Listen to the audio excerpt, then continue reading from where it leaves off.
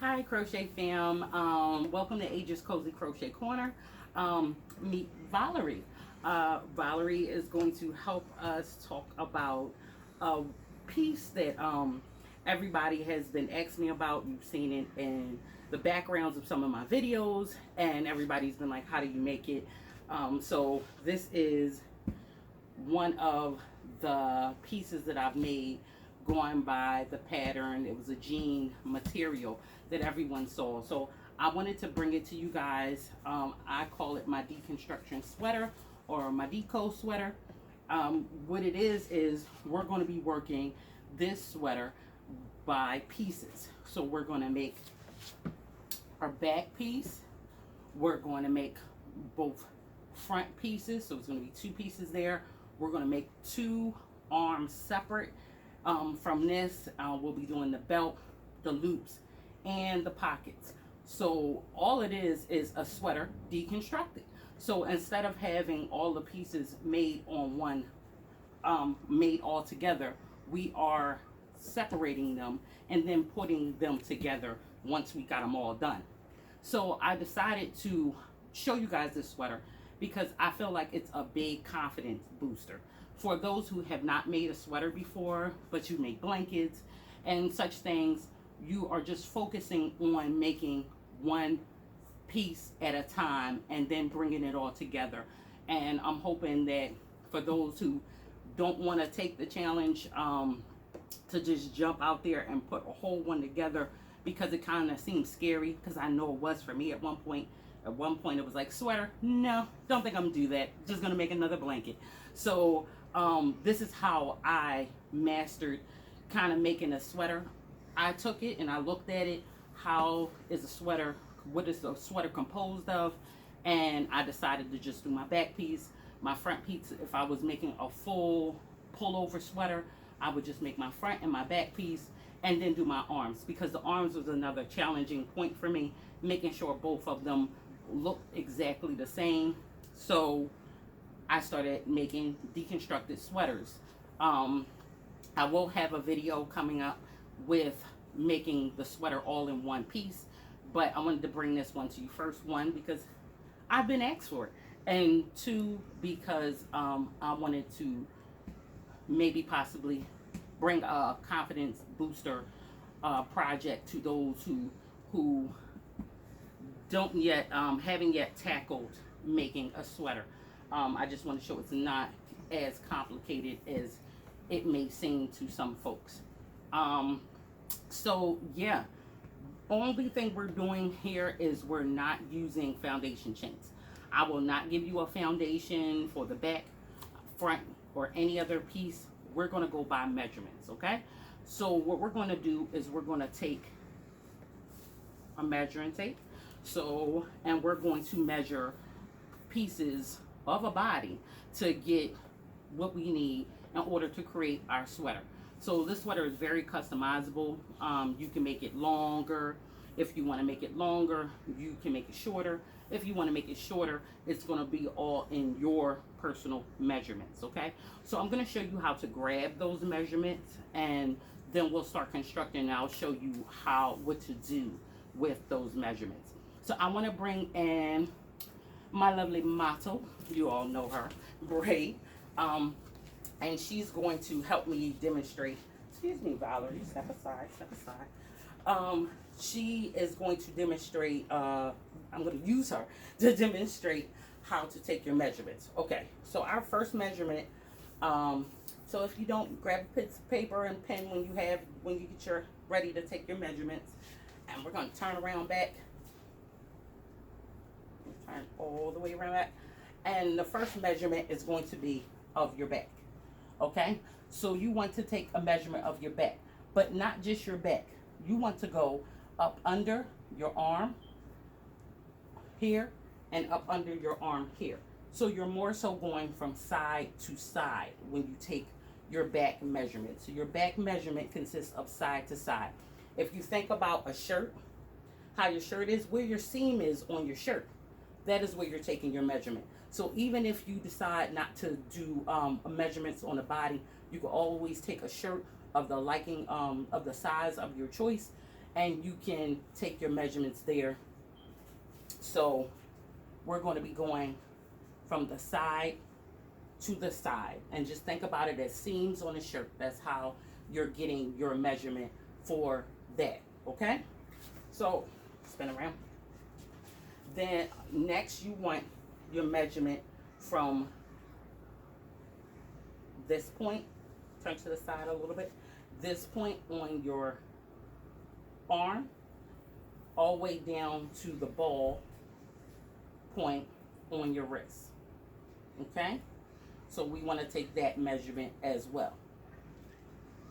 Then the next measurement that we want to take on the arm would be the width of the arm. So we want to go around the arm. So we got the length. Now we have to go around the arm so we can get the width of the arm. Now, when you take this measurement on your arm, be sure that you are going from the chunkiest part of your arm, where your biceps is. So you see on me, this is the chunkiest part of my arm. So I want to make sure I go around this portion so that my sleeve will be fit comfortably for me. The only other measurement that we need here, is your length. So you want to go from the top of your shoulder to wherever you want and determine what length you want your sweater to be. And that's it. So we're going to take those measurements up, and the belt. So if you're deciding to put a belt on it, you want to just wrap this around your waist. And you want to say, oh, I want my belt to be, where we're at, about 50 some inches, the way you want your belt to lay. And when we get to our belt, we'll make our belt the amount of inches that we want for that. All right, so I've already made a sweater for Brianna using her measurements. Okay, so slip this on for me.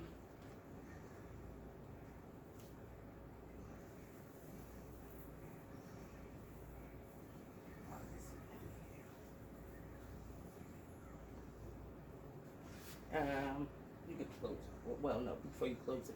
So I want to show you the pockets. So we've done pockets, and I will give you a standard for the pockets when we get to the pockets. You can make your pocket as long and as wide and as whatever as you want to, but I will give you the standard for what I did for the pocket. And I've yet to do it. No, I did do it. We want to just tie down our pocket when we're done, just at the top, just a little loop right there. So this is Brianna's measurements, and I went an inch shorter for her arm. Her arm was 20. I went down to 19 because I want to make sure that she has enough space for me to put a border. So make sure when you take your arm measurements, you're decreasing that number by 1 inch to make sure you have enough space to make a decent border around your wrist. And depending on where you want it, maybe you don't want your border there, you want your border to stop higher up. So be mindful of that when you take your measurements for your arm. The arm is probably the trickiest piece, because as you see with the shoulder, now we've taken back to back, we've taken seam is right here. So we took our back from side to side, but just as with most shirts or sweaters, the back ends right here. So when the back ends right here, you got to think that's more down to your sleeves, okay? So sometimes instead of just decreasing that length by 1, sometimes I do 2. So that's all going to be on you, how you decide to do it. The one thing about the sweater is once you've made it, I've made tons of sweaters when I first started out, and I probably didn't get it great until like the 3rd sweater, when it was like, yes, I absolutely love this, is perfect. You're going to learn how to make one of these sweaters where you feel the same way. Hopefully you get it right on the first try, but sometimes it always doesn't work out like that. But I'm giving this tutorial to teach you how to make a sweater. You just sit down and you say, I feel like making a sweater today. When you already know the method that you need, in order to create what it is that you have in your head, okay? So our next tutorial will have foundation chains to tell you how to get the exact same, but this one is a confidence builder and learning to equip you with what you need in order to um, in order to make a sweater all your own from your own thoughts. It's just the fundamentals. So this right here is our seam, if you can see it, and our pocket comes in right at our seam. All right.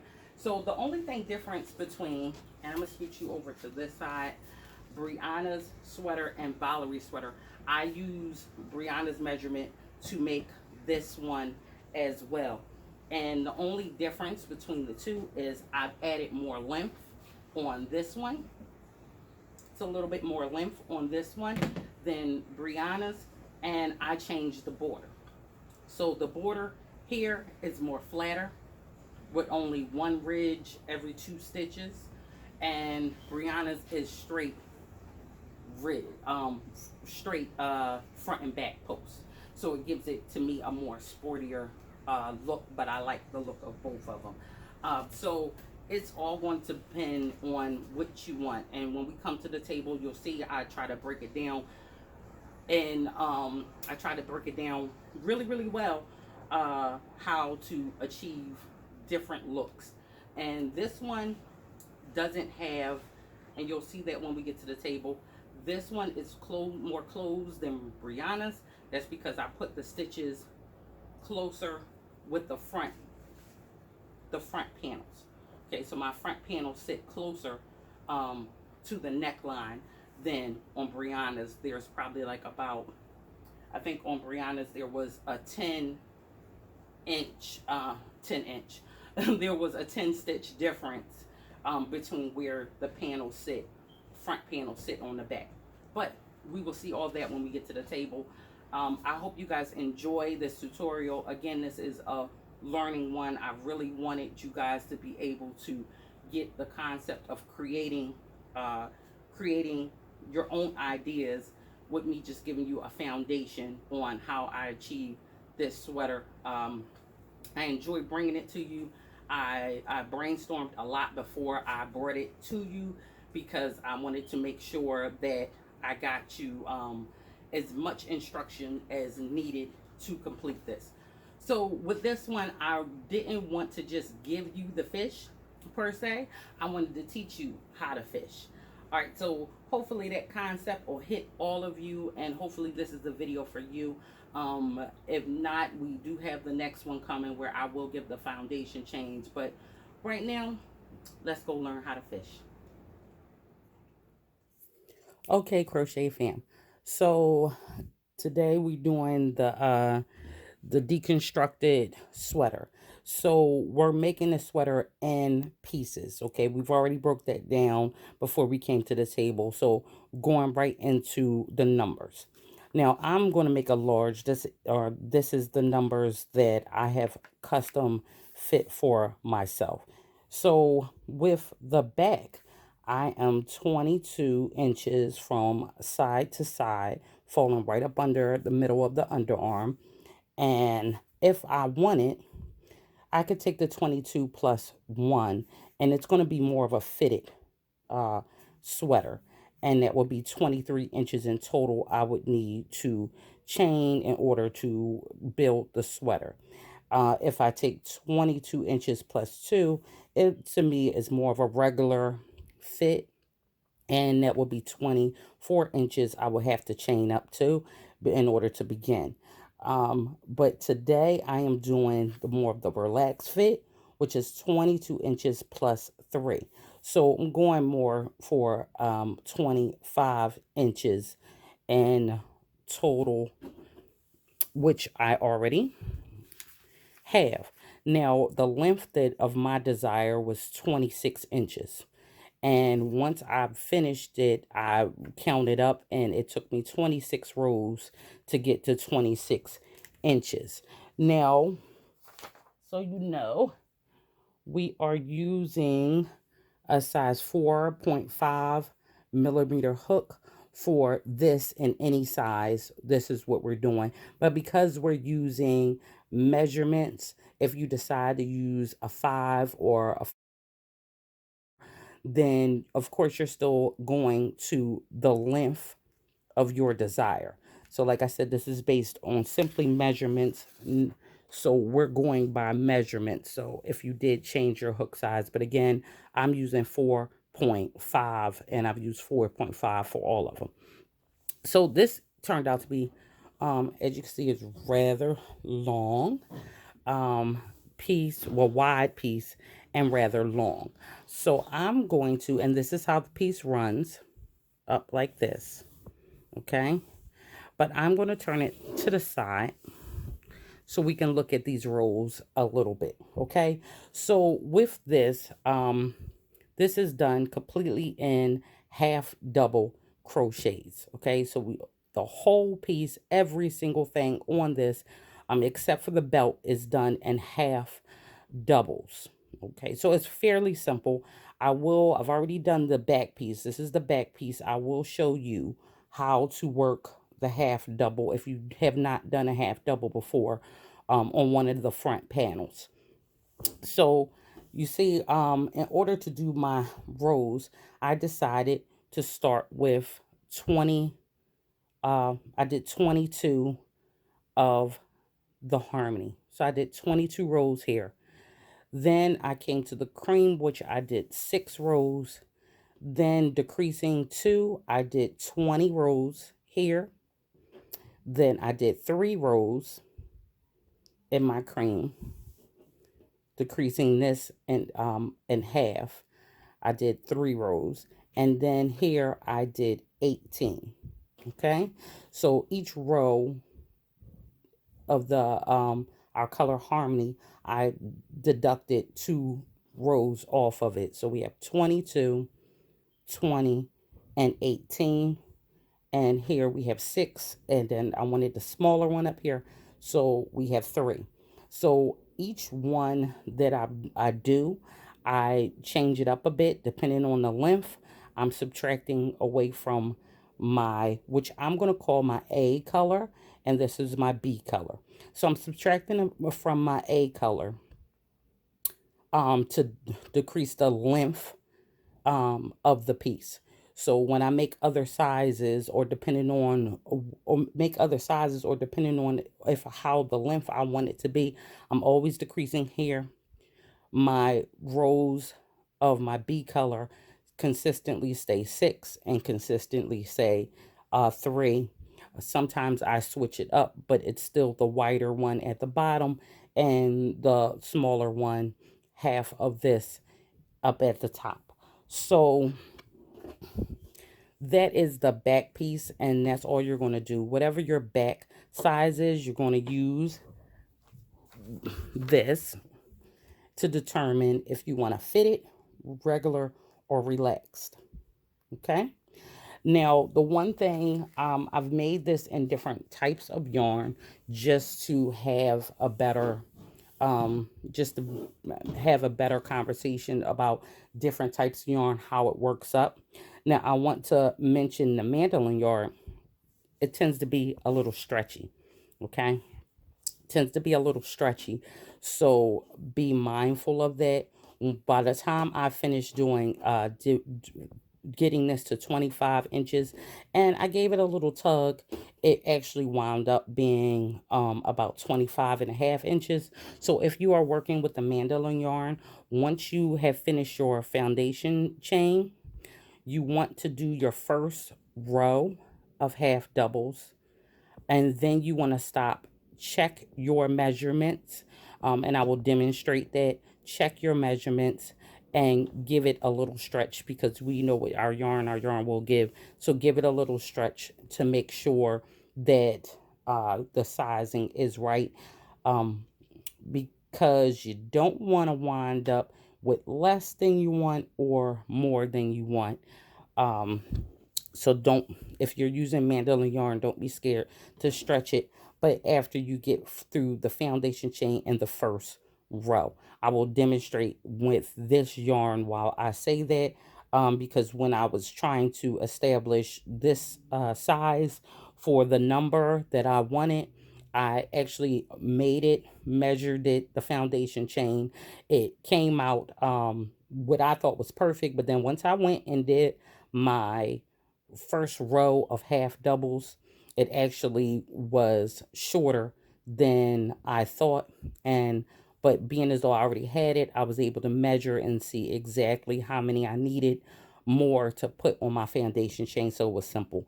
That is probably going to be the toughest part, just making sure you get that first measurement for your back right. So for your front two pieces, it's going to be half of your back. Okay, to get started, because I've already done one side, I know that I need to chain uh 41 in order to get 40, because this front panel is 40.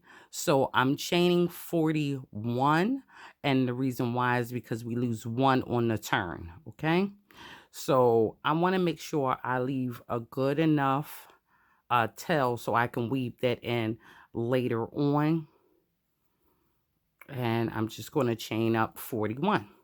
1, 2, 3, 4, 5, 6, 7, 8, 9, 10, 11, 12, 13, 14, 15, 16, 17, 18, 19, 20, 21, 22, 23, 24, 25, 26, 27, 28, 29, 30, 30.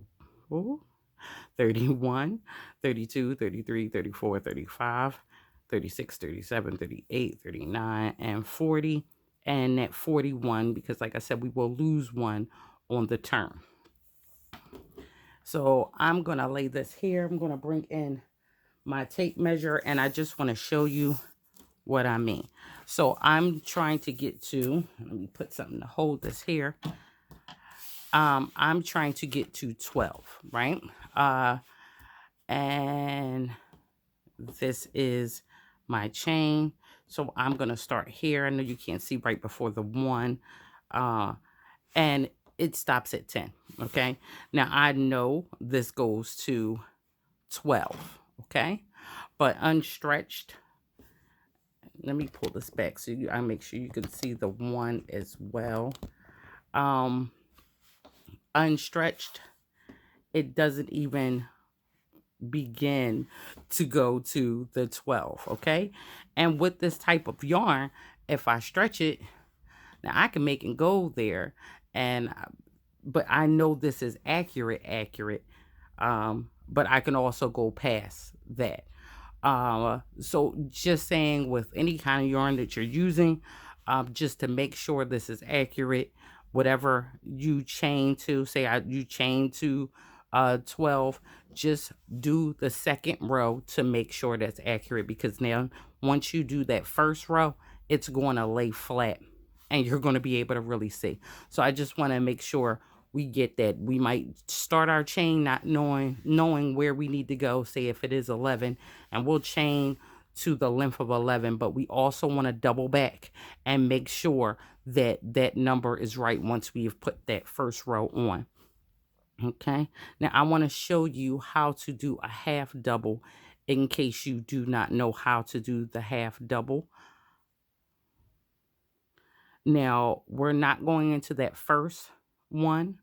We're not going into the second one. We're going to go into the third one on that row. So we're going to yarn over. We're going to go into the third one, grab our yarn, and pull up. We now have 3, 1, 2, 3 loops on our hook. We're going to grab that and we're going to pull through all 3. Now we're going to yarn over and we're going to go through the next stitch. We're going to go through, grab our yarn, come back up and pull up, and grab and pull through all 3. Okay, so yarn over, we're going through our next one. Grab our yarn and pull up. Now we're going to grab more yarn and we're going to pull through all 3.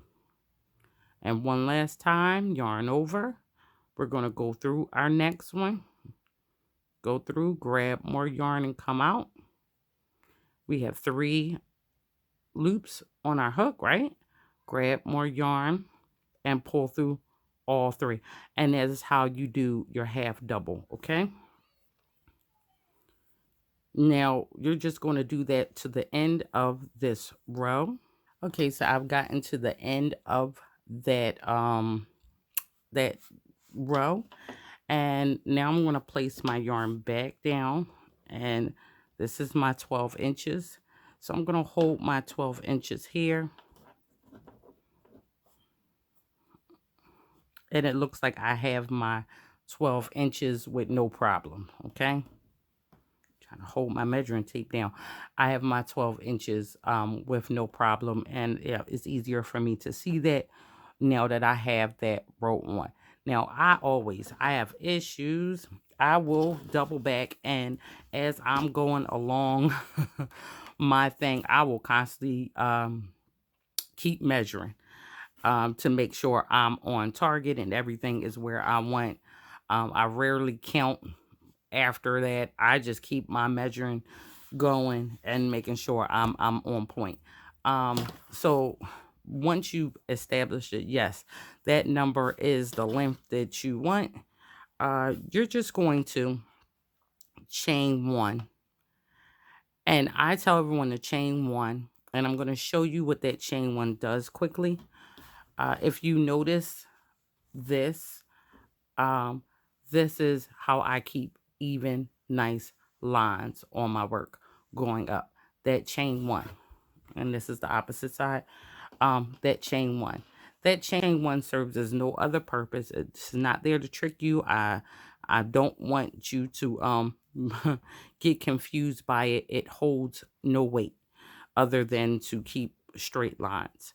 So that means when you turn your work, you're going right back into the same stitch, okay? And you're going to make your half double. Yarn over, and you're going right into the next stitch, half double. And that is all we're doing. Half doubles all the way down the line, back and forth. You see that? Right in there. You see that right there? Right in there. And we're just going to be making half doubles all the way down this line. I decided to do this shawl, still got shawls on my head. I decided to do this one because I really, really love this sweater. And I think once you learn how to do it in this deconstructed way, you will learn how to make a sweater. You could pop up one morning and say, I want a sweater, and just use whatever's in your head to go ahead and make it. Once you learn how to put one together this way, you can take a measurement for your for anyone and be able to pop out a sweater. Because yes, we're doing half doubles, but you can do this with multiple different types of stitches. We're just doing the half doubles. It's nice, it's clean, it's simple, it's not wholly in order to learn how to do it. But like I said, you could transfer this over to a number of different stitches and it'll look really, really nice, and it'll add a different element, and you're making a different sweater but still making the same sweater. We're almost to the end of this. I wanted to stay with you while going down this line, because when we skipped the first 2 and went into the third on our foundation chain, that created a stitch that I want to make sure you're aware of, okay? So this is the 2 on that foundation chain that we skipped. That is a stitch. This is considered a half double, okay? So I want to make sure you go through that half double. Wait, You don't know why it's being difficult for me. What's going on? Okay. So I want to make sure you go through that half double and count that as a stitch. So do not forget that stitch. Chain one, and now we're turning our work. And that is it. So I'm gonna go up to, I showed you from the pattern, so I'm working 22 before I get to my cream. So I'm going to go up to the 22nd one, and then I'm going to show you how we're going to bring that cream in.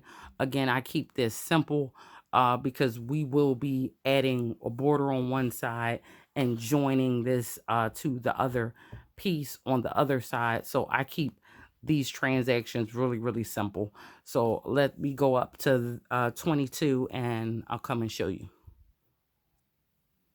Okay, so I've already cut my yarn. You want to make sure you cut it, probably cut it too deep. Once you come to the end of whatever row you're going to, mine is 22, I'm going to go through there and then pull this all the way through and pull this knot down. All right, that's it. I'm going to lock this section off by doing that.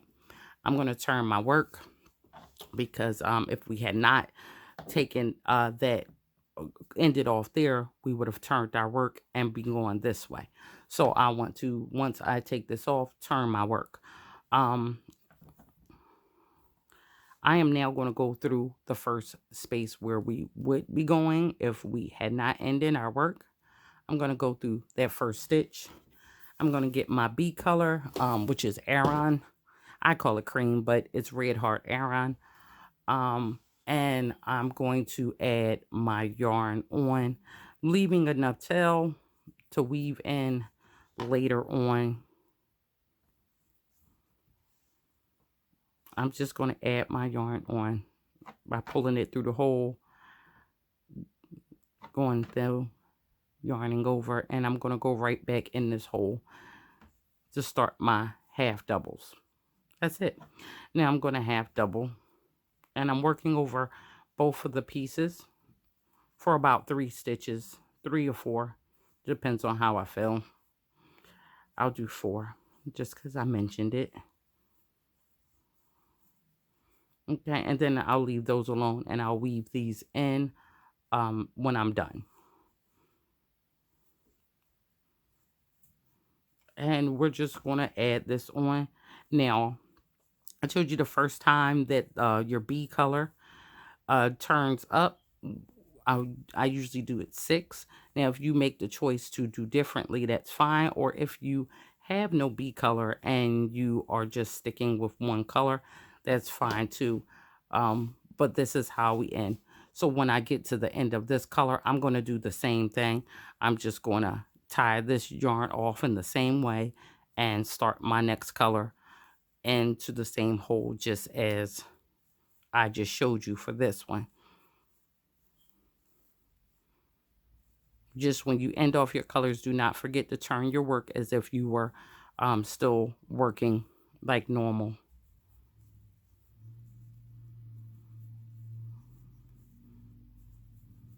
Yeah, so I'm going to go all the way to this end.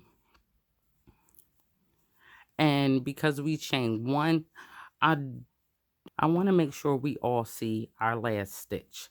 Now, because we chain 1, we can see that our work should be straight.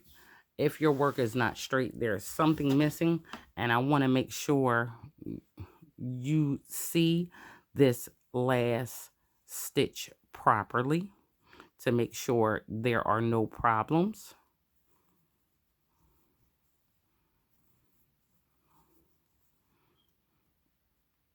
Okay.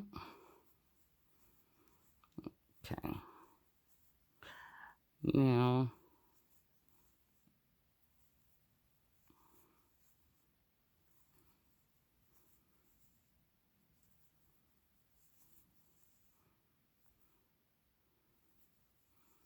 we're coming up on the end of here.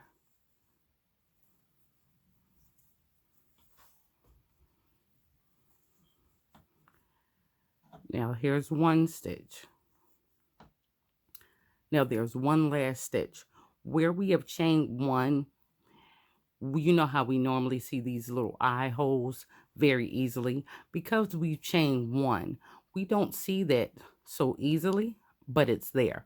So always be aware of that last stitch and make sure that you get it. It should be like that on the end of every row. Okay. So I just want to make sure we all make sure we catch our last stitch and chain one. And we are always turning our work after our chain one and going right back into our first stitch.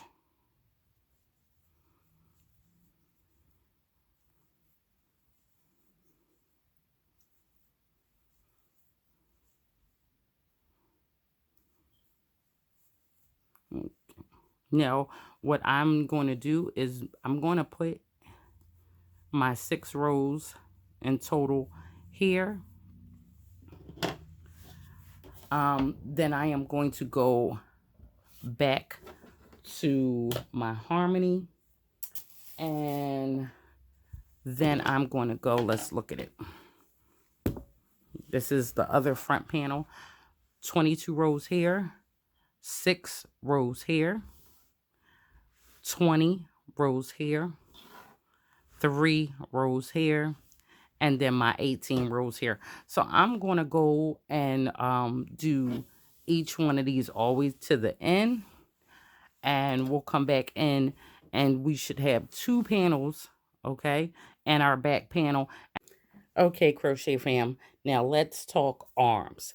So our arms, this is our arm folded. This is how it looks when it's open.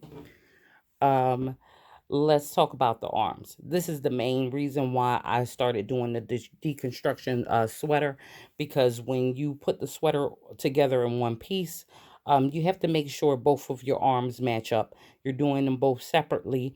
And for me, when I was a beginner and I did my first sweater, my arms were horrible. And when I sat down and broke down the concept of what it takes to make a sweater, well, I need my back piece, okay? And then I need 2 pieces for the front, and then I need arms, so I need 2 arms. And I sat down and deconstructed it in my head and then put it down and started making my own. This literally is the sweater that I came up with long time ago, and it's held true for me to be just a way to make a sweater when I want to totally go with measurements. But this arm was the main key. Learning how to make the arms and make it properly, make it have that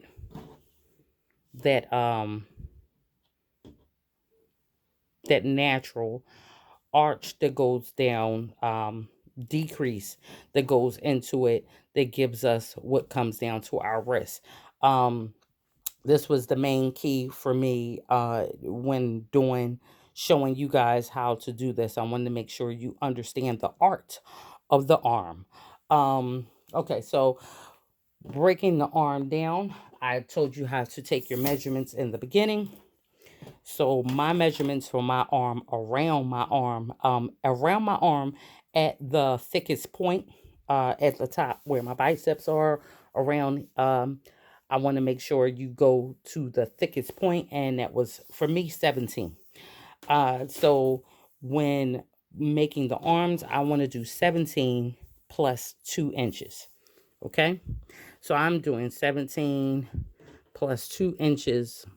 Let me make sure you can see this, which gives me 19 inches. Okay, so whatever your number is plus 2, that's what you're going to chain to, and that's where we're going to start. So once you chain, remember, you're going to put that first row on to that foundation chain. You're going to measure it, make sure your measurement is accurate, and then we're going to go on. We have 5 rows here. I'm going to break it down for you before we actually do it. We have 5 rows of, all of this is half doubles, by the way, but 5 rows of our size. So mine is 19. So I've gone 5 rows down just doing that. Then we start to decrease.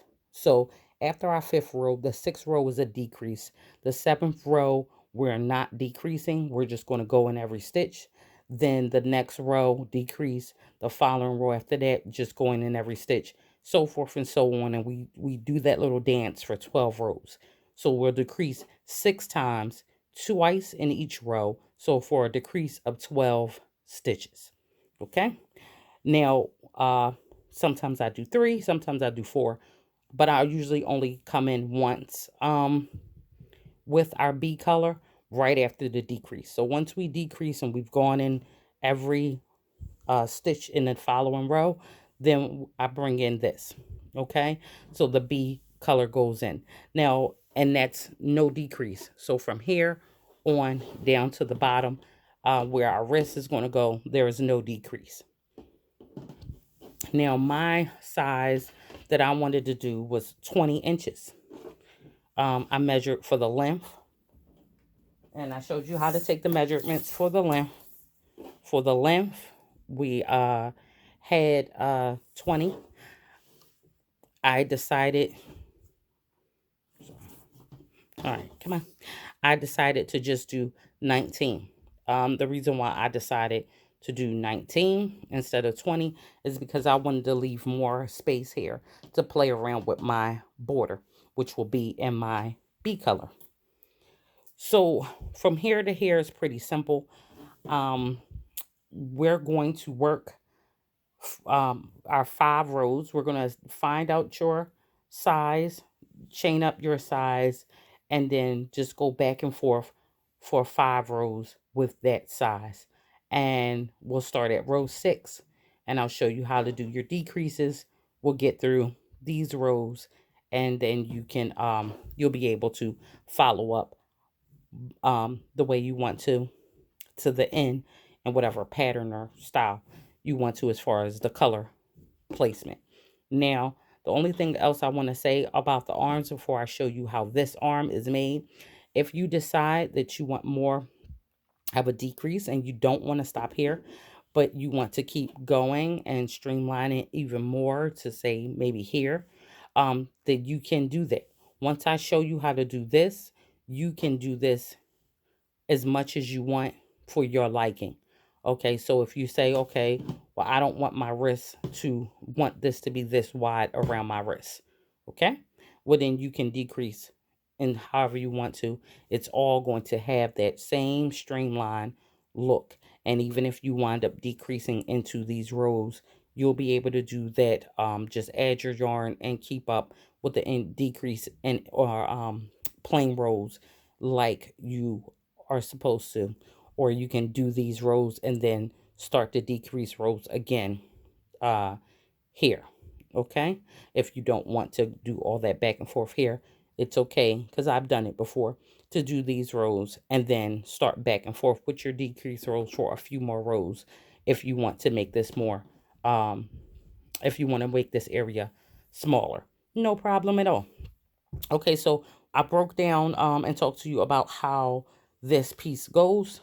Let's actually get down to the going back and forth of it. Now I've already made my 19 inches, and I've already went up 5 rows. 1, 2, 3, 4, 5. Okay, I've already gone up 5 rows. So once I get to my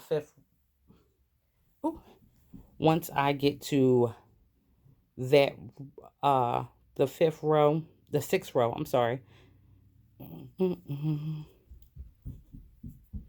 I've already chained my 1. I'm going to turn my work, yarn over that first stitch. Now mind you, we're on the 6th row. That first stitch, I'm going into the first stitch. I never decrease on the first one, and I never decrease on the last one. I go in that first stitch. Now I'm going to decrease over the second and the third stitch. How do we do that? We go in 1, grab yarn, and pull up, Now I'm going to go into the third with that same, go in, grab yarn, and pull up. Now I have all of this on my hook. I'm going to grab my yarn and come through all of that. Okay, so I basically combined the second and the third stitches. And now we will just go all the way down to the end of the row and go all the way down until you have 3 stitches just by doing your half doubles.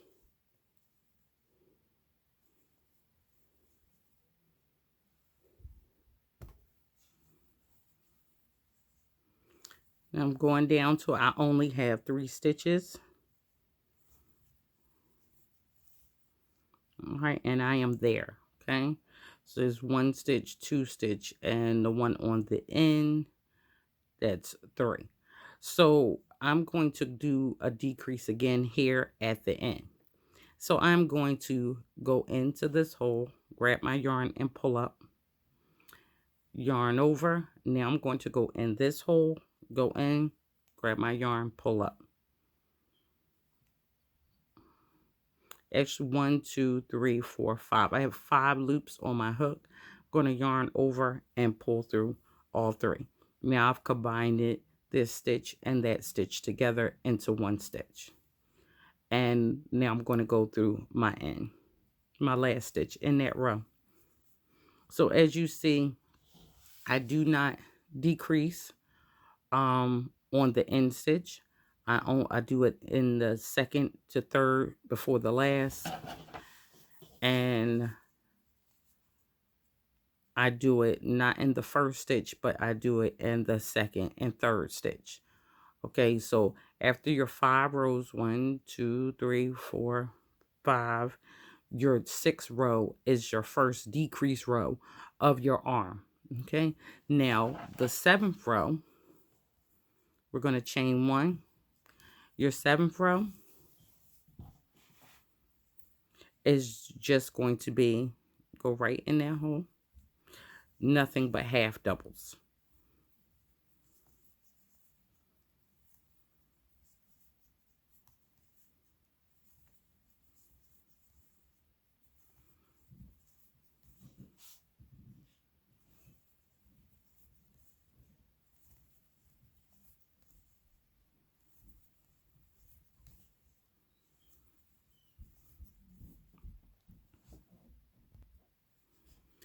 All right, so I've gotten to the end of my 7th row. Now I'm going to chain 1, turn my work like normal, yarn over, and I'm going right into the first stitch as always. Now this is a decrease row, so I'm going to decrease over the next 2 stitches, yarn over. I'm going in here, pull up, yarn over, going into the next stitch and pull up, and then take off all 3. Okay, so we decreased over these 2 stitches. Now the rest of the row, until we get to the last 3 stitches, will simply just be half doubles.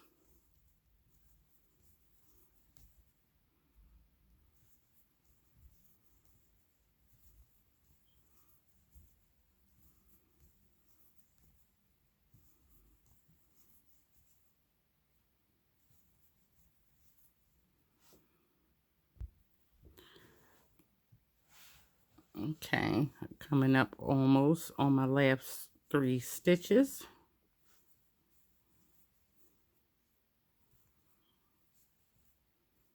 So now we're going to get ready to decrease again.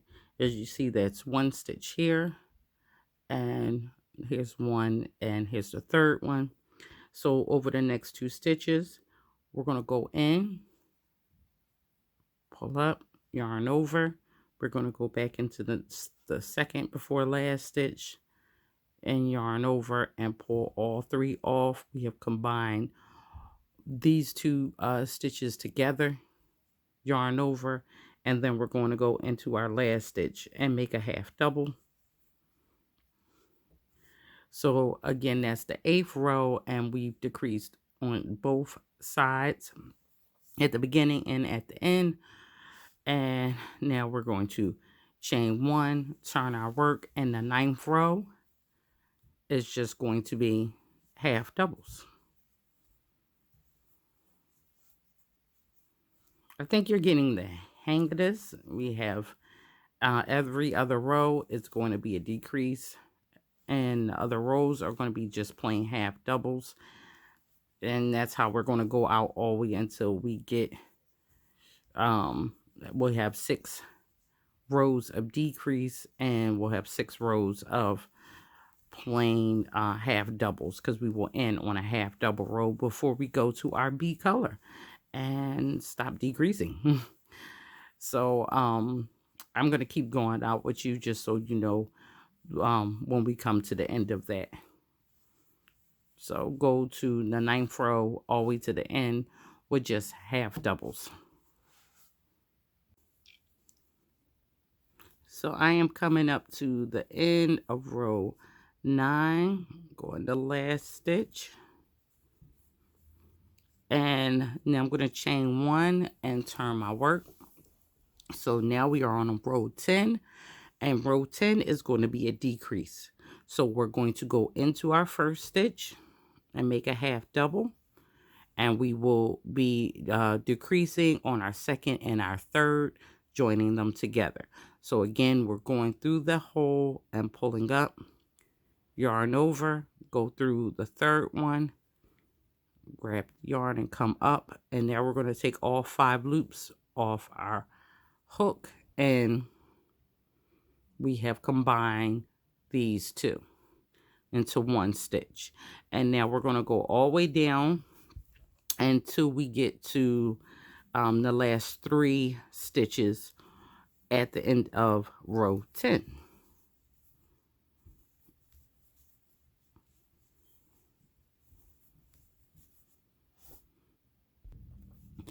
Okay, so I have now 3 stitches. There's 1, 2, and the last one right here. So I want to decrease over these 2. So I'm going to go in, pull up, yarn over, go right back into the next one, and pull up, and take off all. Oh, wait, it doesn't want to go through. Okay. And take off all of the loops off my hook. And then we're going to go in the last stitch and make that a half double. Chain 1 and turn your work. Now we are on row 11. And row 11 is just going to be simple half doubles all the way to the end. Okay. A whole row of nothing but the half doubles.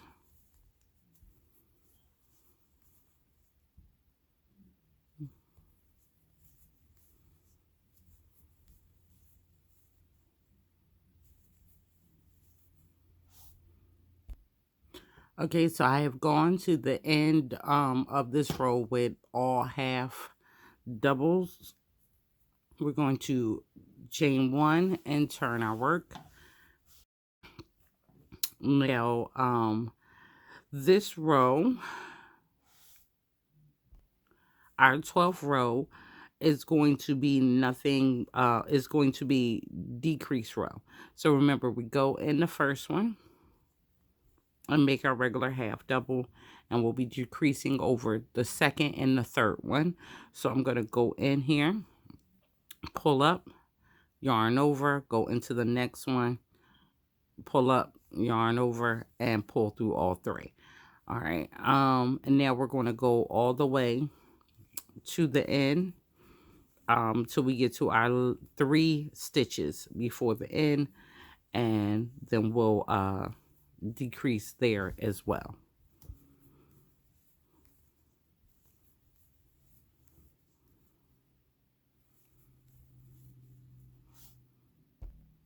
So now I am 3 stitches away from the end, 1, 2, and 3.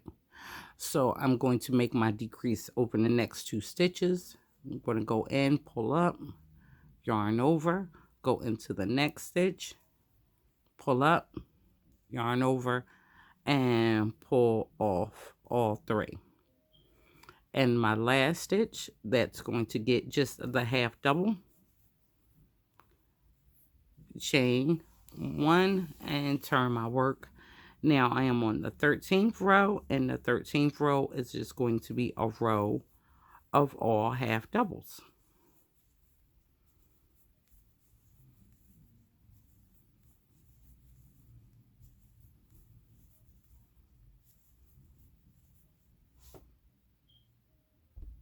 Okay, I've gotten to the end of the 13th row, so I'm going to chain 1, turn my work, and now we are on the 14th row, which will be another decrease row. So we're going into the first stitch and make our half double. Our next 2 stitches are where we're going to decrease. So we're going to go into this hole, come up, yarn over into the next one, pull up, yarn over, and we're going to take all of that off of our hook. And now we're going to go down till we get to our last 3 stitches.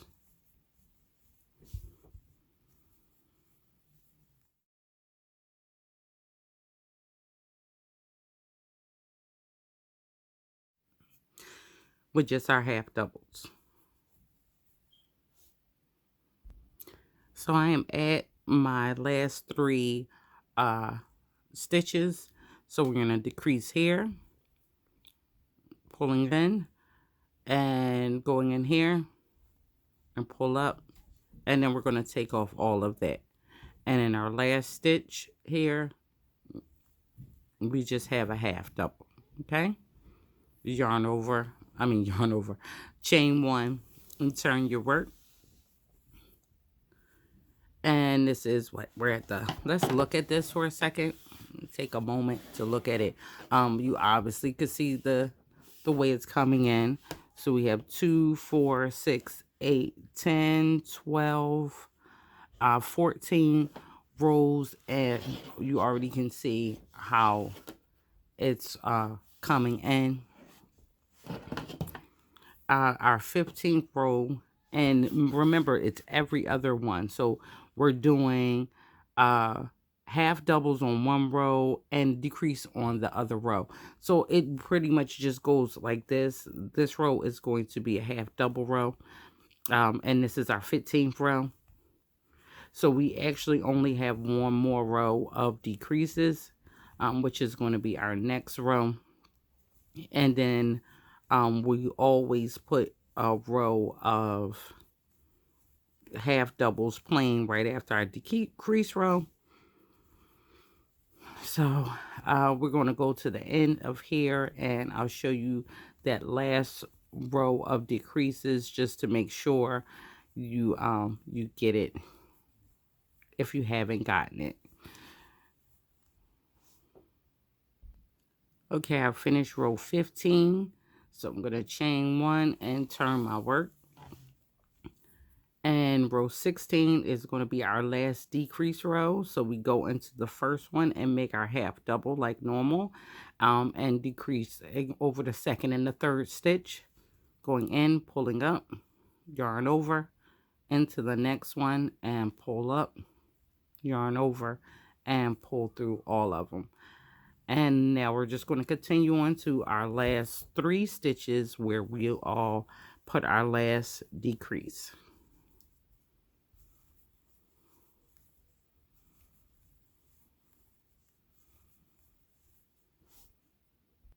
Okay, so I've come to my last 3 stitches, 1, 2, and 3. So I'm going to make my decrease here. And in the last stitch, you're just going to make a half double. Chain 1, turn your work. Now this is the 17th row. And we're just going to be putting half doubles all along here.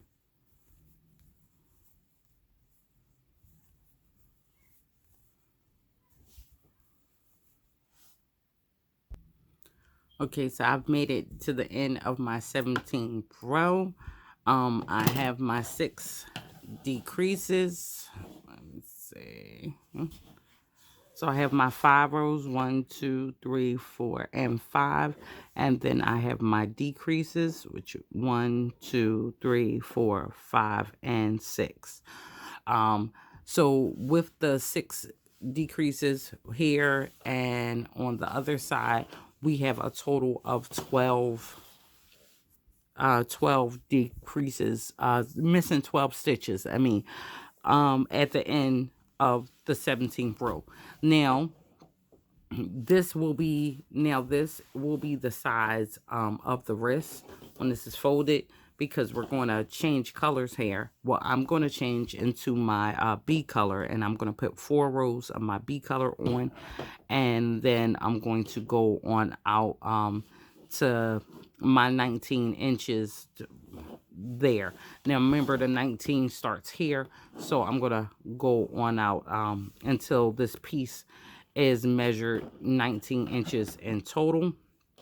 So if you would like more of a smaller wrist size, then you can keep decreasing as much as you want. But I've shown you how to do it. So now that you know how to do it, if you want to go further with the decreases, then you know how to do it.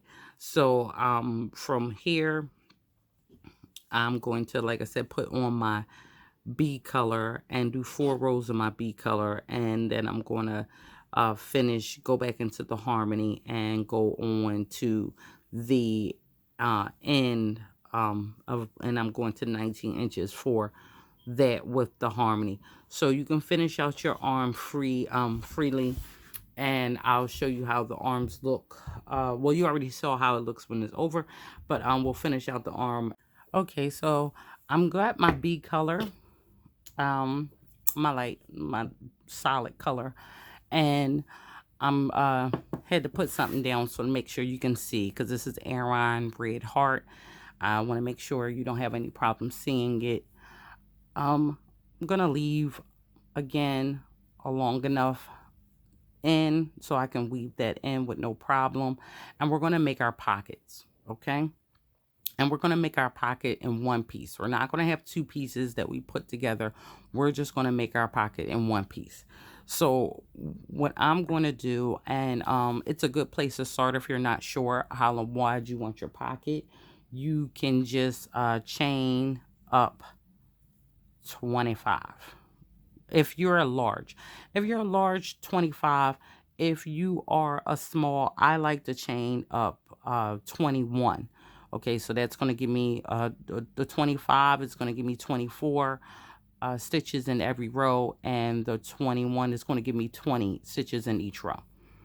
1, 2, 3, 4, 5, 6, 7, 8, 9, 10, 11, 12, 13, 14, 15, 16, 17, 18, 19, 20, 21, 22, 23, 24, and 25. Now, I'm not going to go in the first and the second chain, just like our front piece. Not going to go in those 2. That's going to stand as a half double all by itself. I'm going to go into the third. So I'm going into the third, and we're going to make a half double.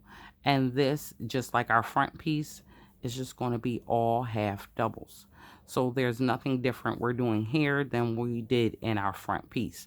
Just half doubles all the way down the line of this chain, all the way up to we get to our desired length.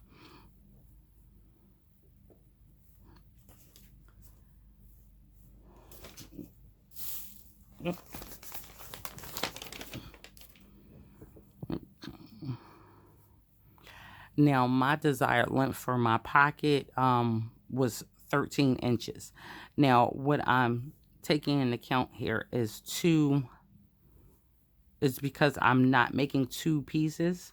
I want to make a piece large enough that I can fold it with my hand in it comfortably. Still understanding that this material, the yarn will stretch. I want to be able to put my hand in it comfortably and be able to fold it over. And for me, that took to 13 inches for the large. Now for the small, I won't pretend I can't remember offhand what that was, how many inches that was. But if you're making it, I'm going to show you. You're just going to put your hand in it, and if it's good enough for you, then that's what it is. So we get to the end here.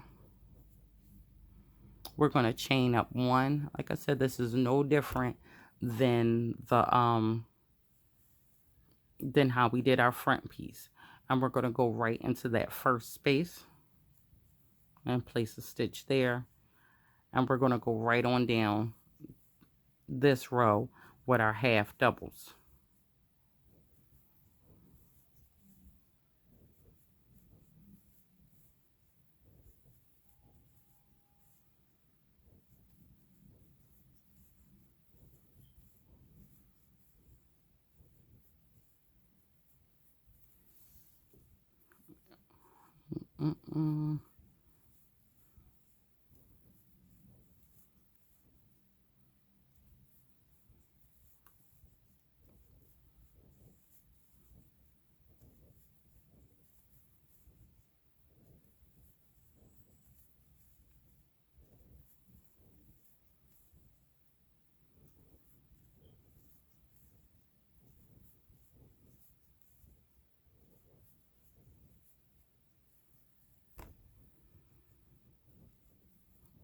All right, we're coming to the end. You don't want to forget to get the 2 that you skipped from the foundation chain.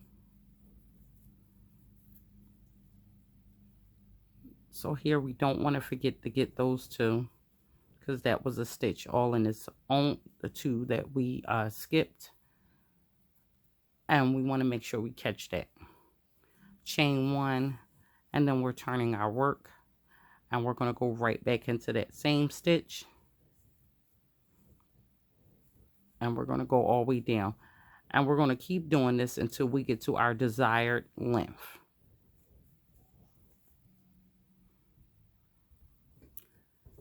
So I am almost done with my 13 inches. Let me go to the edge of here and finish this off. Okay, now I'm going to chain up 1, find my scissors. I'm going to cut off long enough for me to be able to weave this in, and I'm just going to pull it through and pull down. Okay, so this is my pocket. Of course, if it's in the sweater, it'd be sitting this way. So my hand here, I should be able to comfortably close it off with my hand in. So when you're making your pocket, once you place your wrist to the edge and your hand down flat, right? Once you're able to do that, then count how many rows you have. Okay, count how many rows that is, and then just double it. Make that amount of rows again and close it over. Okay, so it's, again, this material will stretch, you know, after time will stretch, and you don't want too big of a pocket. Now once we have this already, we have to then sew up our sides. Now I'm just going to use my hook, but if you have a darning needle, a needle that you would use for crocheting, I don't have mine with me right now, but I will show you. You can use that and just sew this up. I'm just going to place my hook in here, And I'm going to attach my yarn on. I'm going to fold that down. And I'm going to go right back through that space. And this is how I'm going to close mine up. I like to crochet. If I'm crocheting from beginning to end if I can. Now I'm just at getting the front and the back and making a single crochet all the way down this line.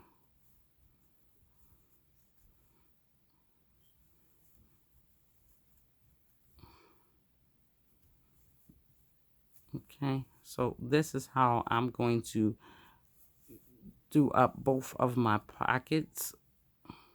So remember, you make one, you have to make another one. And I'm going to go down both sides just like this. Just going in the front and in the back and catching it and keep going down.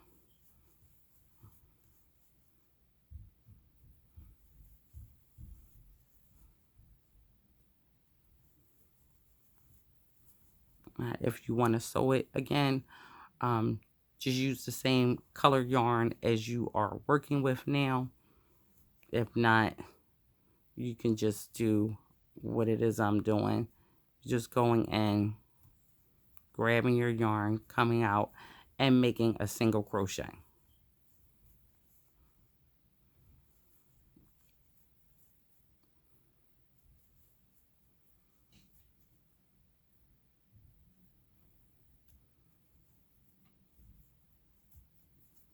And that's it. I'm going to cut my yarn and pull that through, turn it over, and on the other side I'm going to go through the first corner here and the first corner here, and I'm going to add my yarn on and do the same thing all the way down.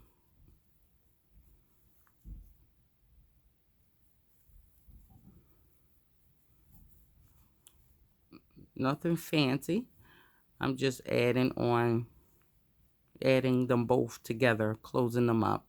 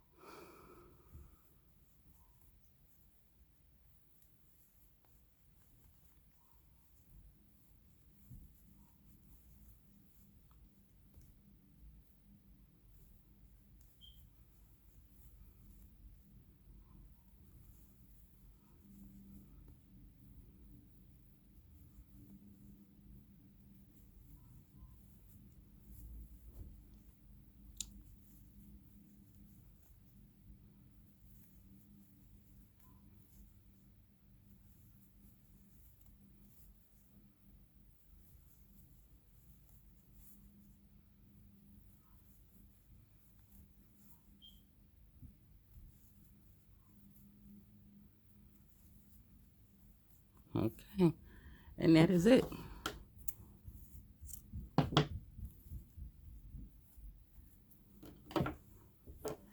And here I have my pocket.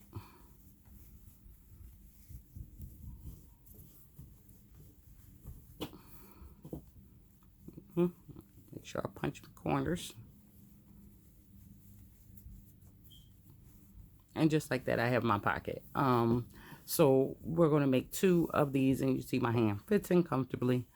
So we're going to do 2 of these, and just so you see, this is how it looks. It's totally no spaces, no gaps. And that's how it looks when you do it with the crochet hook. So yeah, works well. So we'll make 2 of these, and now let's get right into how to do the belt. Okay, so I have my B color still, and we're going to work the belt. Now I'm going to leave a sizable amount on the end just so we have something to weave in, enough to weave in the ends, because you don't want to see the ends of your belt. Now all of my belts are made in the exact same way, with the exact same width, lengthwise. The small one I did about 55 inches. This one, for the large, I'm going to do 70 inches. And I've showed you earlier how to determine what size you want your belt. So I'm going to chain 1, 2, 3, 4, 5, 6, 7. Okay, now this 7 is going to give me 6 singles crochet at the end of this, because we're going to skip the first one in the that chain we're going to leave alone. We're going to go in the second one and we're going to make a single crochet. Okay, now we're going to go in the next one and make a single crochet and another single crochet, and we're just going to keep doing that to this very short end. And the last one here. We're going to chain up 1. We're going to turn our work. And we're going to go right back into this first chain 1 space, and we're going to make another one. So we're going to chain 1 in the next space and chain 1 into the next space and chain 1 into the next space and chain 1 into the next space. And our final right here, we're going to go in there. I want to make sure I catch 2 pieces. Okay. And chain 1. Turn our work, and we're going to go right back into that first stitch and make a single crochet, and into the next one with a single crochet, and the next one, and all the way down. So we started with a foundation chain of 7, which yields us 6. If you want it wider, then you would just go down as many. This is what 6 looks like. So say you wanted it a wider one, then you add 1 more to it. If you add 8, if you make 8, then it's going to make 7 single crochets. You add 9, it's going to make 9 single crochets. And if you want it shorter, just say you want only 4 across, you make your foundation chain 5, and that will yield you 4 single crochets back and forth. So we're just going to keep doing it. Chain 1, turn our work, and keep going down. And we're going to have 6 on every single row.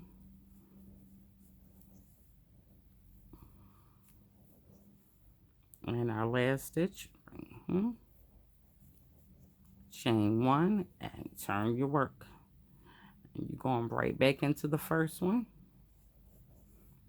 Now, I will be honest, this takes a while back and forth to get to 70 inches.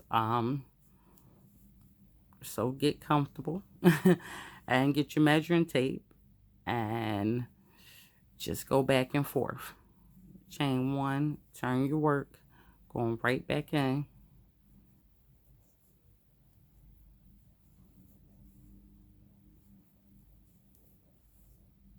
Okay, so you get to your desired length. Now this is me at my desired length here, and just so you get an idea of how it looks. Okay, and just back and forth, back and forth, back and forth, back and forth. And once you get to the end, make sure you cut off enough to where it's weavable and you can weave this in later. And then I'm just going to chain 1, and then I'm going to go through and pull that, and then I'm going to pull this down really, really tight. Okay, and there you have it. Now you can weave this in and you won't see it that end on the opposite side. Okay, you're just going to weave in your ends. So that is the belt. Okay, so now, Crochet Fam, we have finished making this whole piece, the back piece. We've done our two front pieces. We have done our arms, our pockets, our belt. We've done everything except for make the loops that the belt is going to go in, but they're so small that we'll save them to right before we're about to put them on. So now I want you to decide which side is going to be your wrong side and right side. So whatever side you want to be on the outside, that's what I want you to put here. Okay, so I want this end to be let me see, yeah, no, this will be my wrong side. So this is the side that I want to be shown out. They're both pretty much the same because we're working back and forth. But I'm choosing this side only because it's less ends on this side to weave in, and when I weave in, I want to make sure I bring everything through the back. And since most of my pieces where I need to weave in are already on the back, on the opposite side, this will be the right side for me. So this will be the side that's on the outside of the sweater. And remember, the shorter line is closest to the top, so make sure that's faced the right way. And then I'm going to take one of my front pieces, and I'm going to decide which side do I want to be the right side and which side do I want to be the wrong side.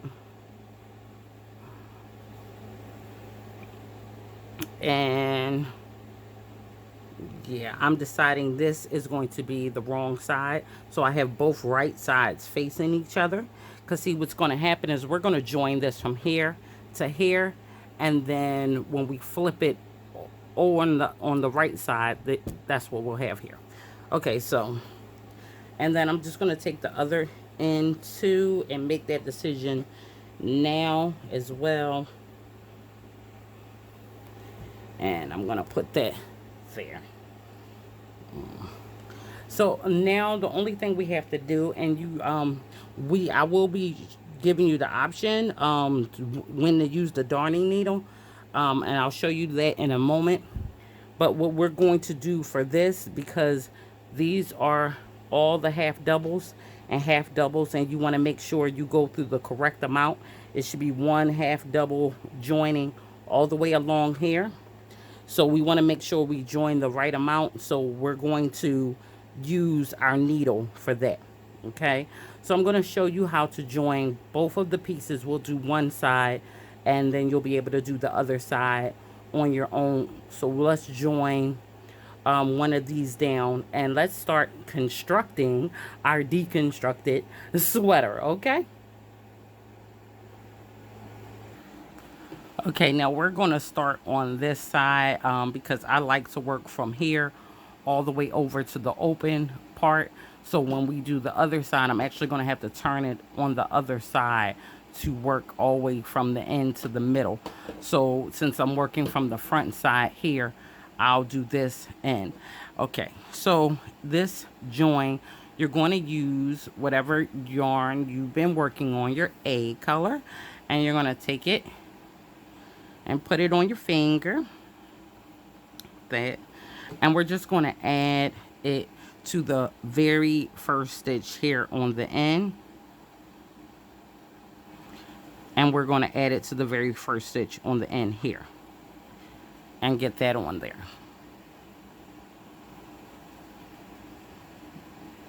Okay. Now that I have that on there, I'm actually going to go right back into the same hole, grab my yarn, bring it up, and make a single crochet. So we're going to be doing single crochets all the way down this line, joining the front with the back one. So if I'm in the second stitch here, then in the back row, I want to be on the second stitch here, and then we're going to make a single crochet. And I'm in the third stitch here, so I want to be in the third stitch in the back, and we'll make a single crochet. And now I'm at I'm at the next one here. So I want to be the next one in the back, and we do not want to skip one of these. And we're going to make single crochets going all the way down, joining the front, go through that, and joining the back, go through that. Okay, and that is really what we're doing all the way down here. So if you can catch them both at the same time, that's great, but just make sure you don't skip over any stitch. I'm in the front one here, so I want to be at the same stitch in the front one and the back. And that is it. That's how we're going to join the tops of these together all the way down to the end. And like I said, the reason why I wanted to do this this way is because I do not want to miss one of these stitches at all. It is important that we do not have a missed stitch at the top.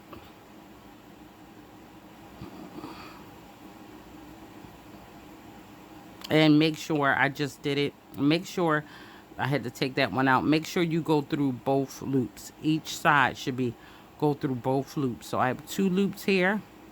I'm going to go through these 2 loops, and I have 2 loops here, and I'm going to go through those 2 loops. So we want to go through both sides.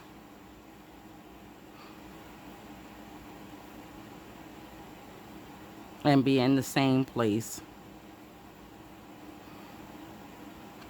So my piece has 40 stitches across, so I should go across 40 stitches in the front and 40 stitches in the back. And if yours has 22 on the front panel, then it should be 22 from the front panel versus the first 22 starting from the end all the way in.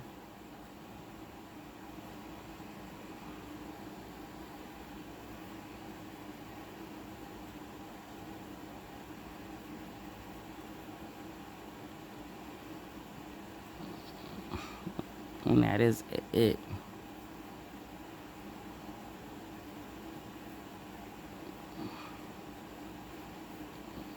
I'm almost to the last one.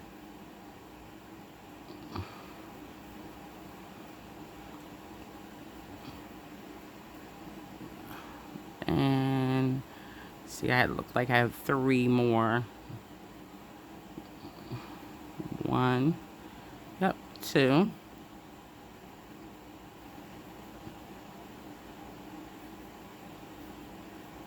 And 3. So I am right here. Okay, and you see that is my last stitch. That was my last stitch. So I'm at here, and now I'm just going to take my scissors, and I want to cut my work good enough size to weave in later.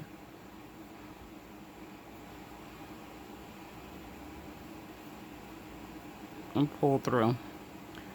Now we have one side done. Now the only thing we have to do now is do the opposite side the same way. Now I just want to open this up and show you that is how seamless it looks. Okay, really can't even tell where you've done it at. That is how it should look.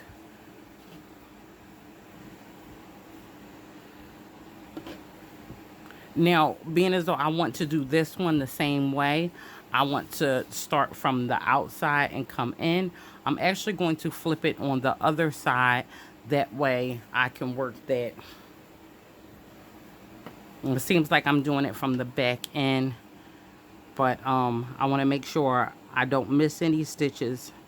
So I'm going here on the first one here, and then the first one here, bringing in my yarn that I've used as my A color, adding it on, and we're going to do the exact same thing. Go back through that same hole and make a single crochet, and then wherever we are in the front, we're on the second half double in the front, we want to be on the second half double in the back. Grab our yarn, pull up, and make a single crochet. And we're going to keep going down and do the exact same thing all the way to the end on this side.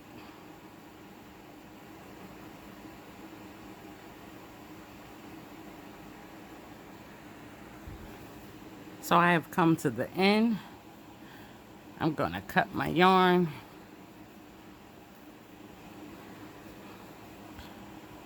And pull this through and turn it back around. So now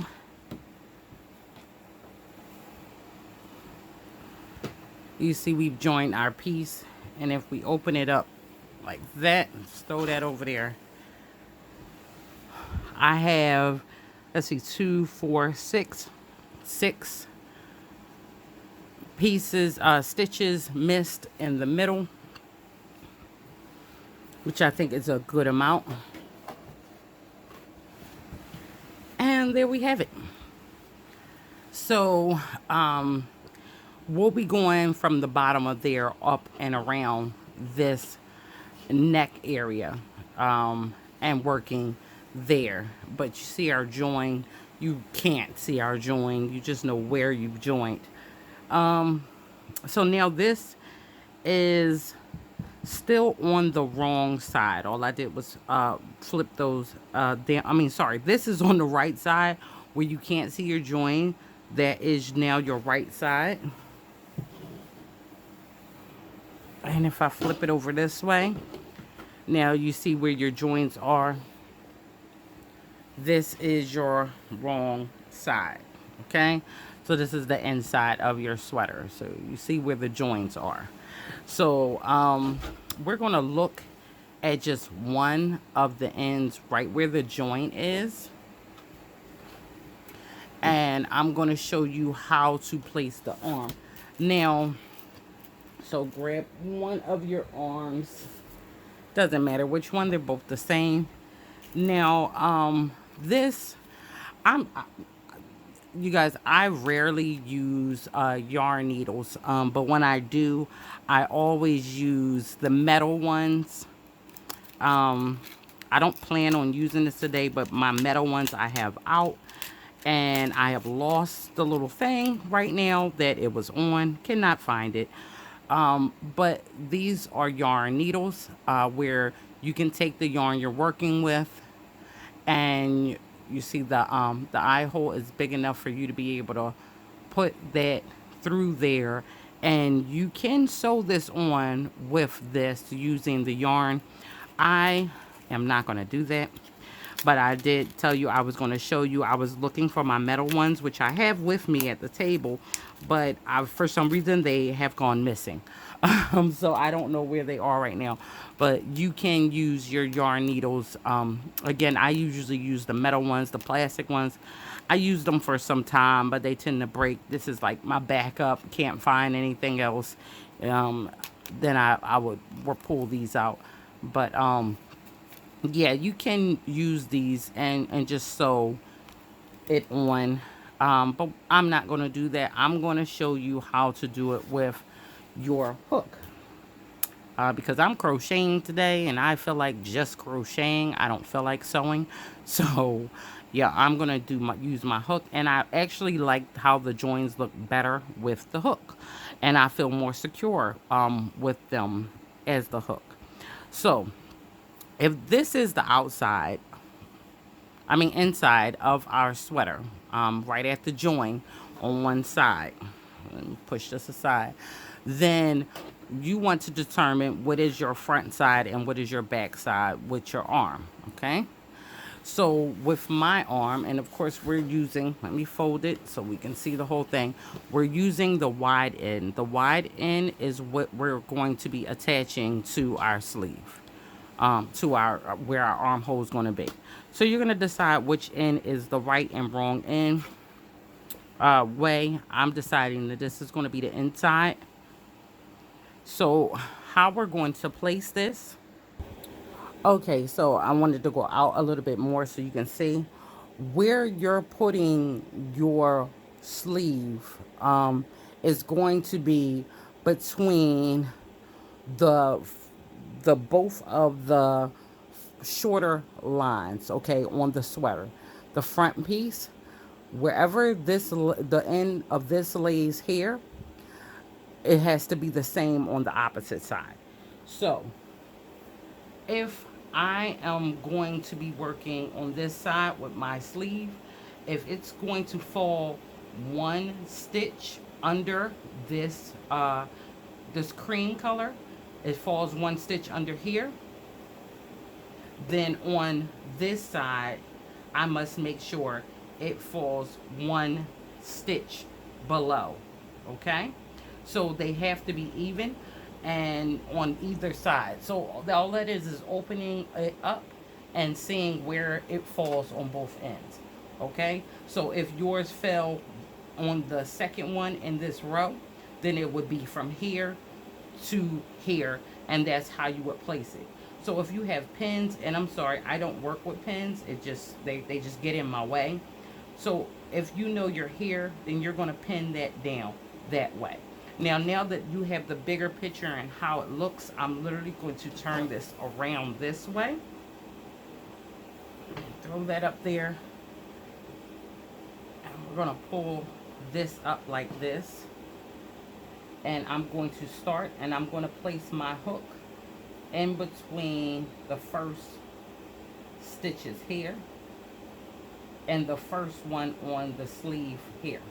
So that is my start. And when I end, let me fold this up some because it's kind of big hanging down. Okay, so I'm going to start here, and when I stop, my stop is going to be the one right up under the cream. So the same place I start here is going to be the same place I end here.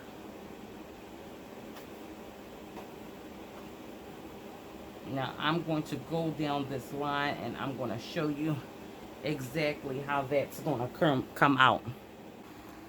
Okay, so I have joined my yarn right here where I said I needed to start, which is right where the half double is below where the cream is.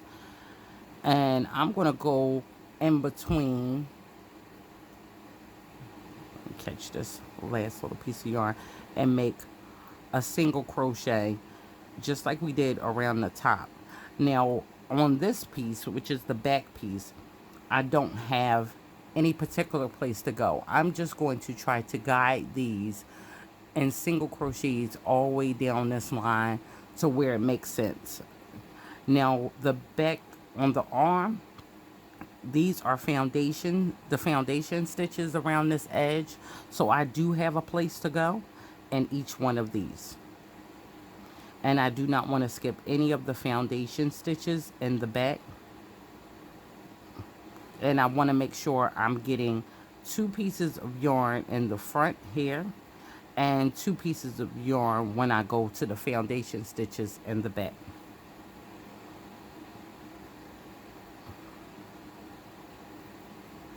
And you see I'm not using pins because, like I said, the pins always get in my way.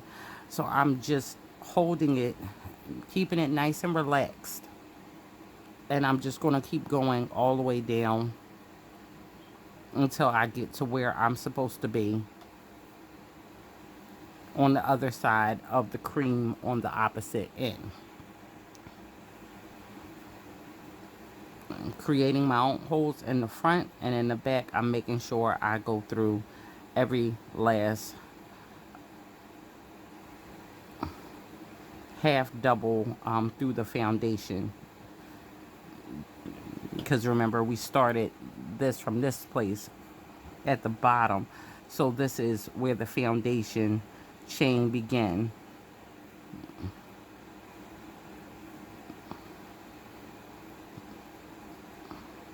So it does kind of give me a point of reference when I'm going down here, because I know wherever that is, then that's where I need to be in the front. So it does help me keep them evenly spaced apart.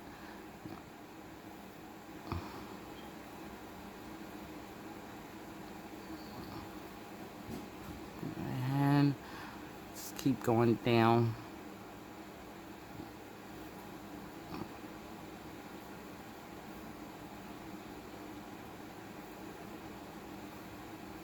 And already I'm almost to the middle part. Let me move this down some because I want you to be able to constantly see where I end at. And as you see, this is the join. You might have a hard time seeing that, but this is the join right here. So I'm almost midpoint, and I'm still where I'm supposed to be comfortably here.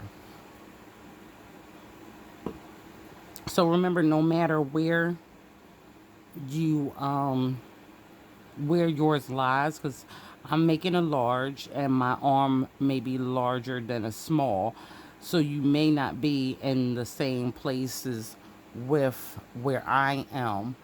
Yours might start here, I mean end here. So if it ends, just say it ends right here, well then on the opposite side it must begin right here. So you have to be in the same place on both sides. They should both be equal. And I'm going in right before the join. Then the join area is right here. I'm going to go right on the upper side of that join and continue on.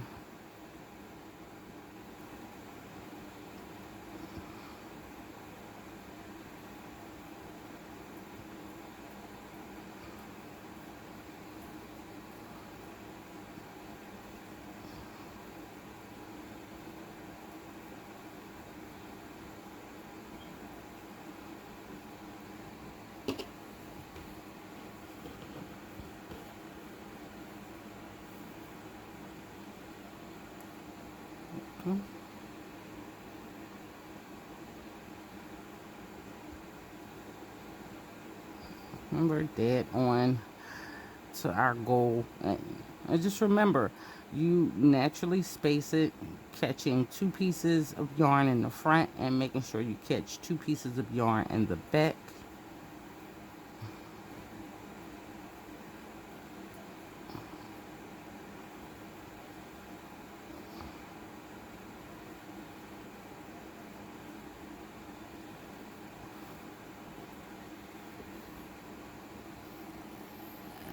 And we are still on target.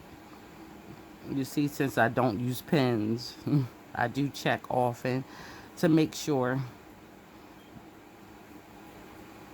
I'm not gathering or pulling too much. It should relax and be right where it is.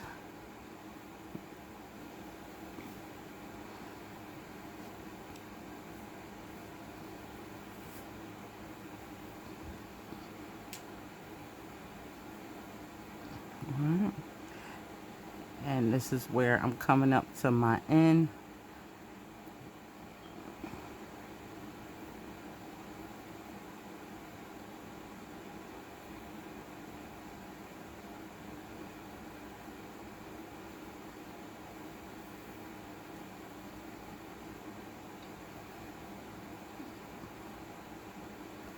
And I want to make sure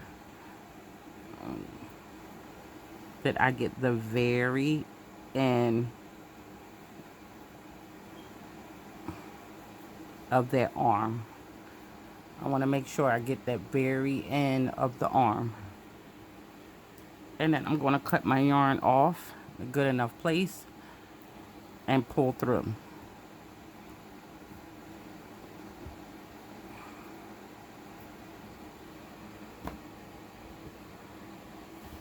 And that is it. Now our arm is on. Now I'm going to flip it over real quick so you can see how the join looks. There's our join, and you really can't see it. Okay, so that is how it looks when you use my method of just working it down with the hook. If you use the yarn needle, I mean, there's nothing wrong with that as well, but that's how it looks, and I don't have to worry about is it tight enough. I don't have to worry about it. It's going to come out, and I have absolutely no gaps where there shouldn't be gaps. So it is great. Now, let's get this up here. Okay, so now that I've finished the arm here, I'm going to come down here, and I want to place my pocket. So this is our pocket that we made. Now this is our pocket on the wrong side. Turn your pocket on the right side.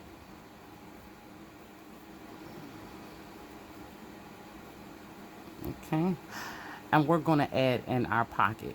We're going to add our pocket in now, and what we're going to do is when we come back to put it together, our pocket will go down the opposite side. So we're only going to work the pocket down from this side, from here to here. That's the only part that we're going to put down. So I want to line it up, and I am putting my pocket 1, 2, and 3. I want to be here. Now I'm going to go ahead, and the joint area is right here. I want to put this right after the joint area, 1, 2, and 3, and I'm going to start on the third one before here. And that means it's going to fall below about right here. Now, if you want the measurements on that, where am I at measurement wise? And we know I've done my piece 26 inches. So if we want to look at it measurement wise, I'm going to check that out for you and make sure you know where it is.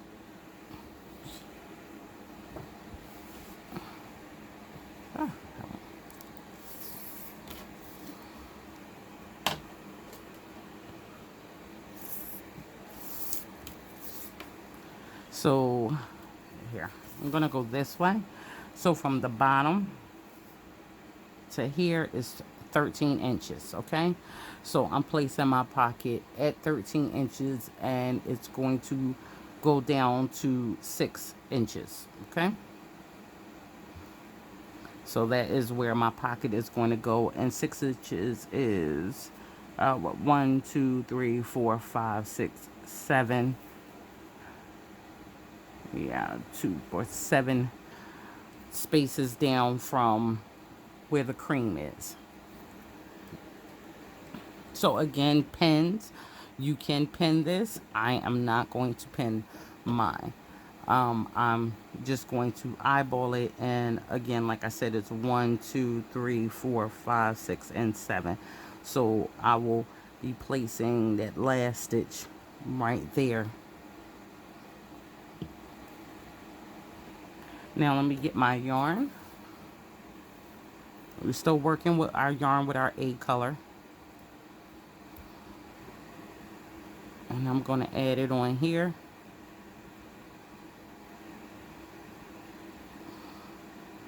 I'm going back through. And here we're still working where we're establishing spaces.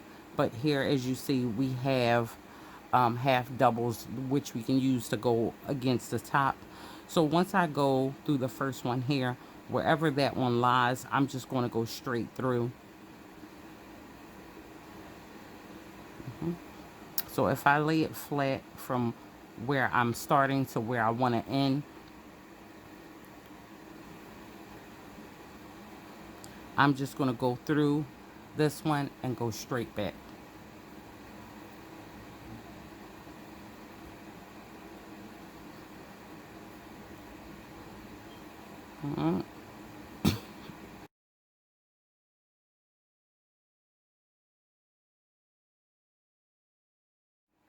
Yeah, mute that. So it's going to make it easier for me to just go all the way down the line, because I have the established stitches here. and spaces for me to go in versus the back where I don't have that. So I really don't even have to think about it. I'm just going straight through.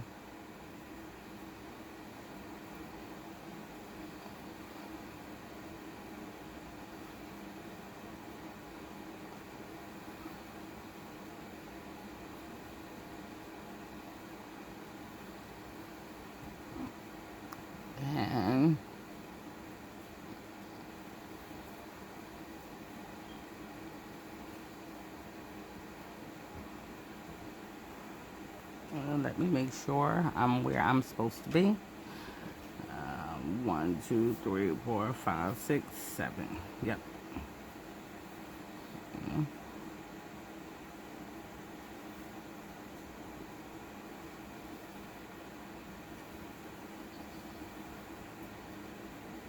And I'm at my last stitch right before the join area. So that's the last stitch. So I'm going to leave that there. Cut my yarn and pull it through. So now we have added our pocket and we have added our arm. So when we fold this down,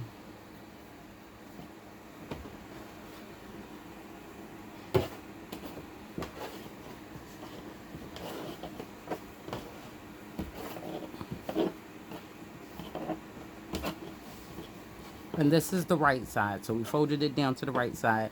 We have our arm there,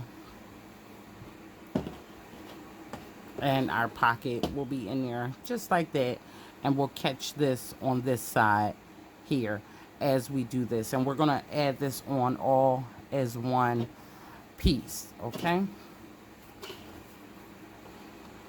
so let's do that next. So, like I said, I want to show you that while I'm talking to you. So I'm showing you this on the right side because I wanted to show you how it's going to add up. But remember, let's go back to the wrong side. Okay. Let's go back to our wrong side. And now let's fold our arm back on the wrong side. Okay. So the part with the joins is facing you. So we're turning our whole sweater on just like I showed you just a second ago. I just wanted to show you how it's going to look on the right side. So we're on the wrong side. Yeah, I'm looking at all of my join areas now. Make sure you are looking at all of your join areas and your pocket, because you now flipped it on this side, should sit out like this.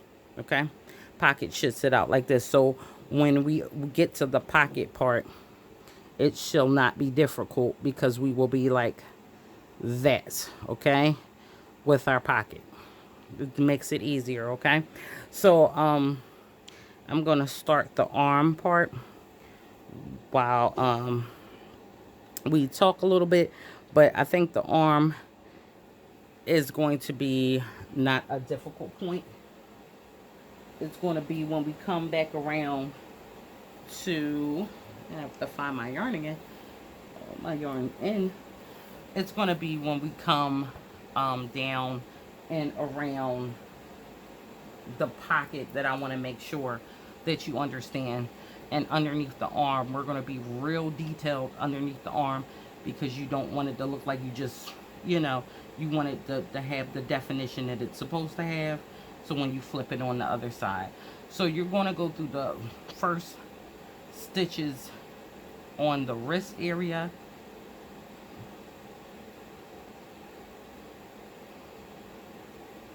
Oh, wait. This extra piece of yarn got tangled. And I'm going to go back through them again. Now with this,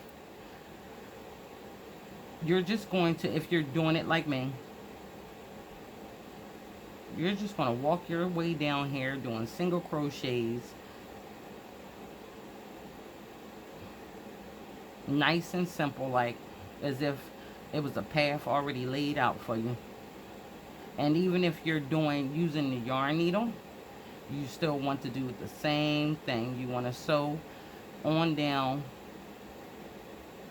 just as if a path was laid out for you as well. Okay, I'm just going to go straight down, catching two pieces of yarn from the front and two pieces of yarn from the back. And I don't want to be too spaced out because I want to seem like they're natural, as if they already had stitch tops waiting for me to go in, or holes waiting for me to go in. So I want to keep it natural, and I want to keep it spaced out naturally.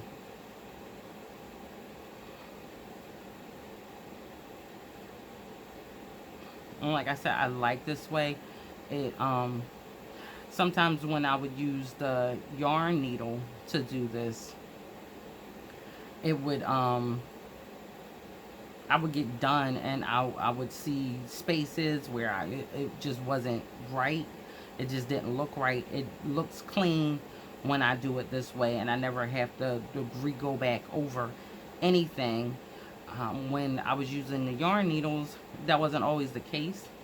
So I always do this way, and if I have to touch anything up, then I would go back with the yarn needles, because I always touch up around my pocket area, and you'll see what I mean when I get there, because I am adding the pockets on as I go down, and I would always have to touch up just around the pockets to make sure that area is closed. And sometimes I do and sometimes I don't, but if I have to do anything, then that's what I use. Now, you know me, I'm not using pens again. I'm literally just going down, and as you see right here, it's lined up. Okay. And again, I'm not telling you to be a rebel like me and don't use pens. Don't. I'm just telling you, they tend to get in my way, and um, mm, mm, I just don't do it. So, but as you see, like I said, if you relax the pieces together naturally, it's not like they're gonna slip and slide. It's not silk, so they tend to stay where you want them to stay, and it always lines up on track.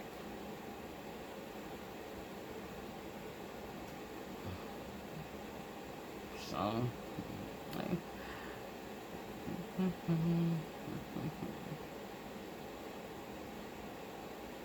I'm gonna go under here. Now I always try to be gentle when the colors come together, because I'm using my A color on the B color. It's like I don't want to be too much here. I want to be just enough, because you can see the A color on the B color. There we go. So again, we're going all the way up our arm, still on the arm area. Just making our way down.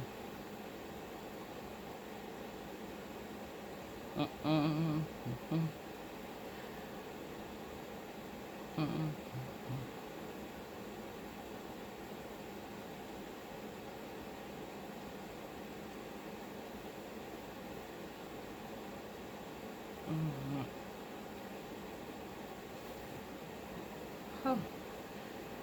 And we are almost to the home stretch off the arm and down the side. I don't want to move too fast because I really want you to kind of get an idea of how I'm placing these in.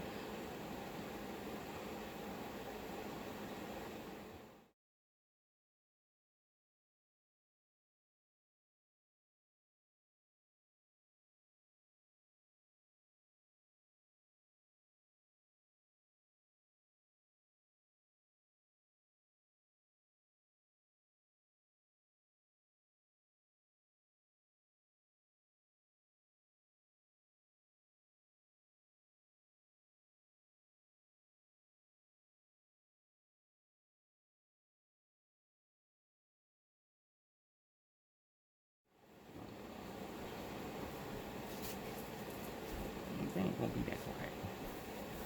Okay, so I'm coming around here. So I want to make sure that all of this lines up perfectly.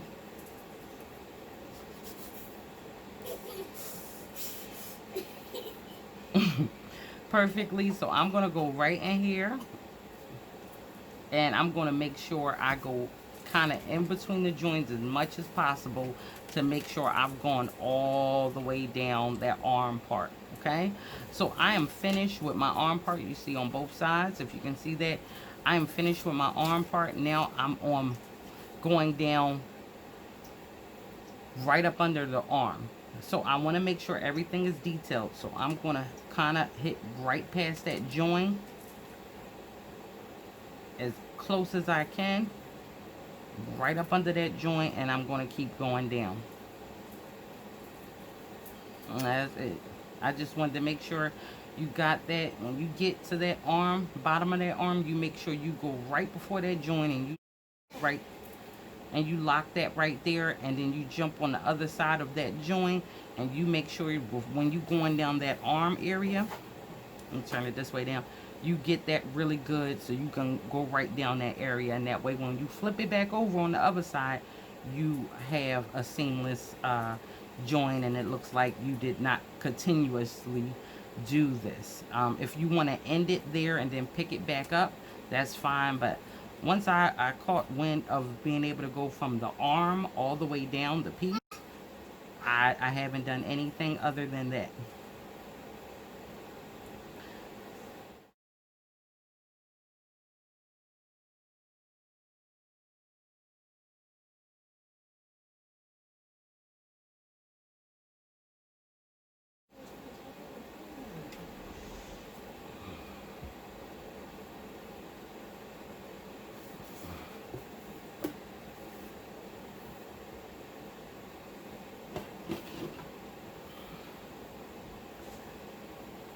All right, so we are here, and we are almost to that pocket.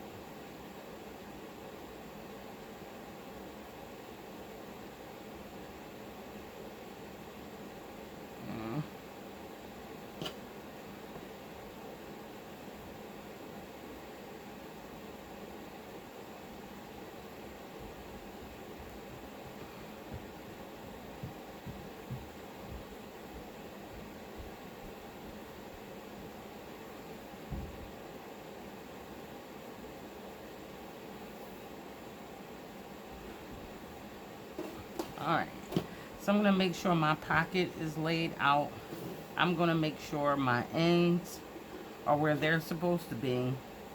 Double checking everything because I'm coming right up on the pocket. And I don't want to overshoot it. And I want to make sure I'm where I'm supposed to be.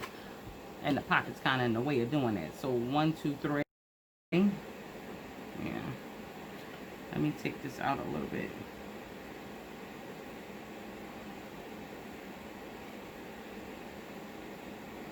Because the pocket starts on 1, 2, and 3. Okay.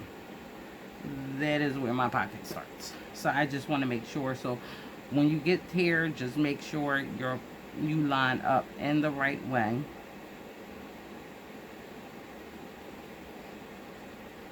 Because this is my last stitch before my pocket. And then here, I'm in my pocket. So I'm going to grab my yarn here through that first hole, and I'm going to go through the first hole on the opposite side of my pocket,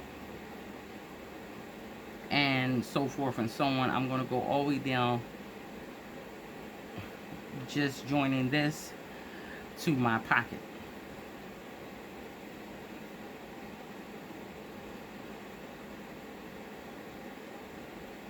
And I want to make sure I come out the same place. So my pocket ends here. And sometimes this is, I'll take another hook and measure it there, so I don't go past that.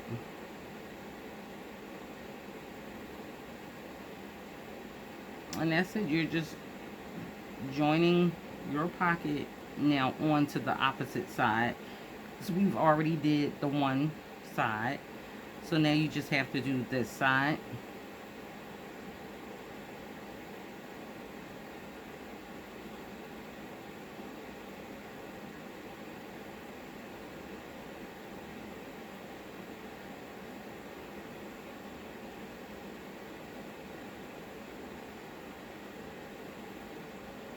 Mm-hmm.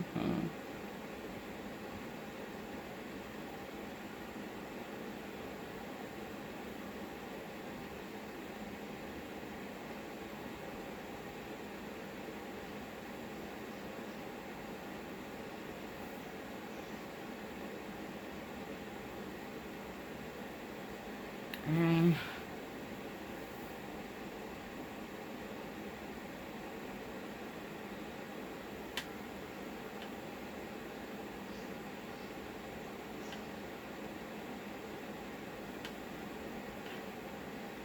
try not to miss any stitches here.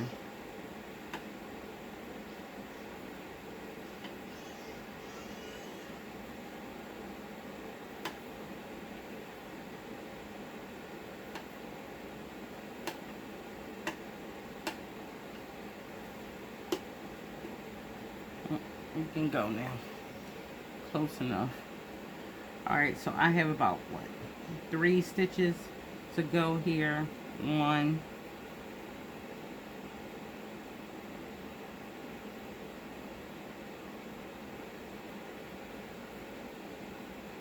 2,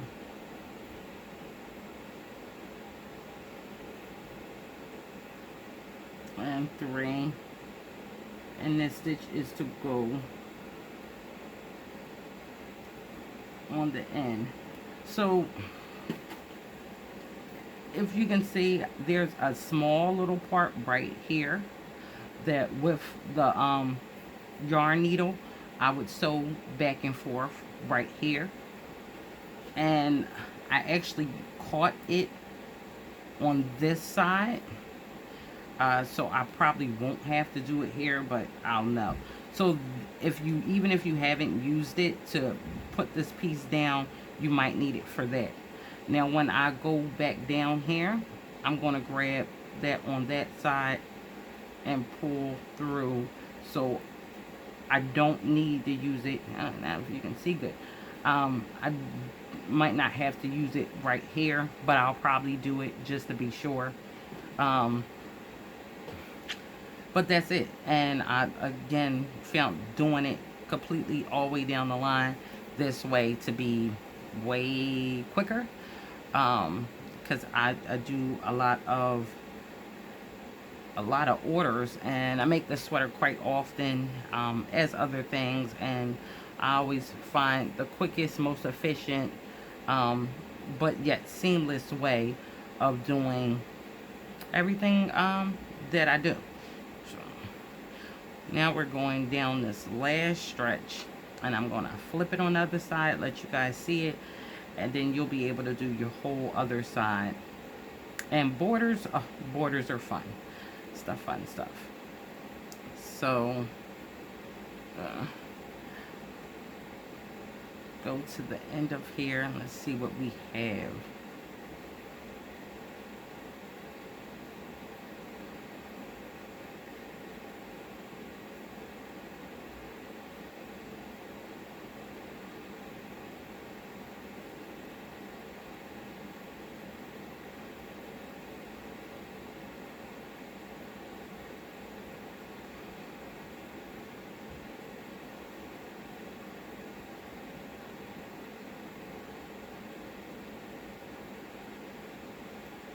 I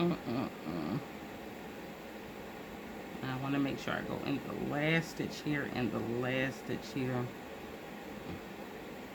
I'm going to cut this long enough so I can weave this in later. And yay, we finished that.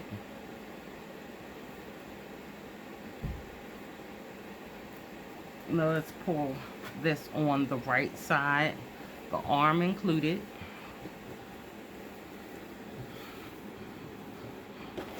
Remember, we only have one side done, so.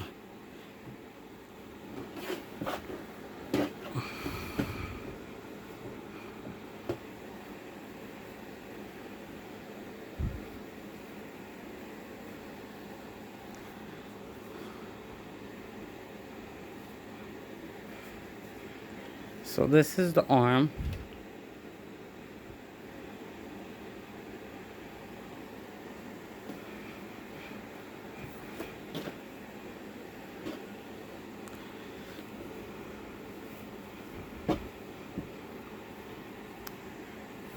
And this is the join here.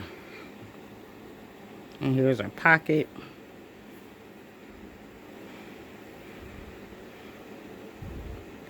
Our bottom. And again, as always, I like doing it. And now, let me see if I can show you. You see where I said right here, where you went from one side to the other? So you just close that area up right here. And yeah, we still had to do this one in this area right here. So yeah, I still like doing it the way I just showed you.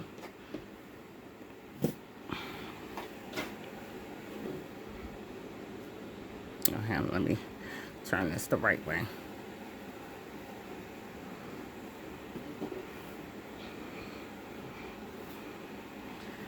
So that is the way I add on. So now, whichever way you choose to do it, you just have to do that on the opposite side, like I do, and we'll come back in and we'll put borders around our wrists, the bottom, and then lastly around our neckline. Okay. Okay, so now we have our whole piece completed. We have our arms attached on.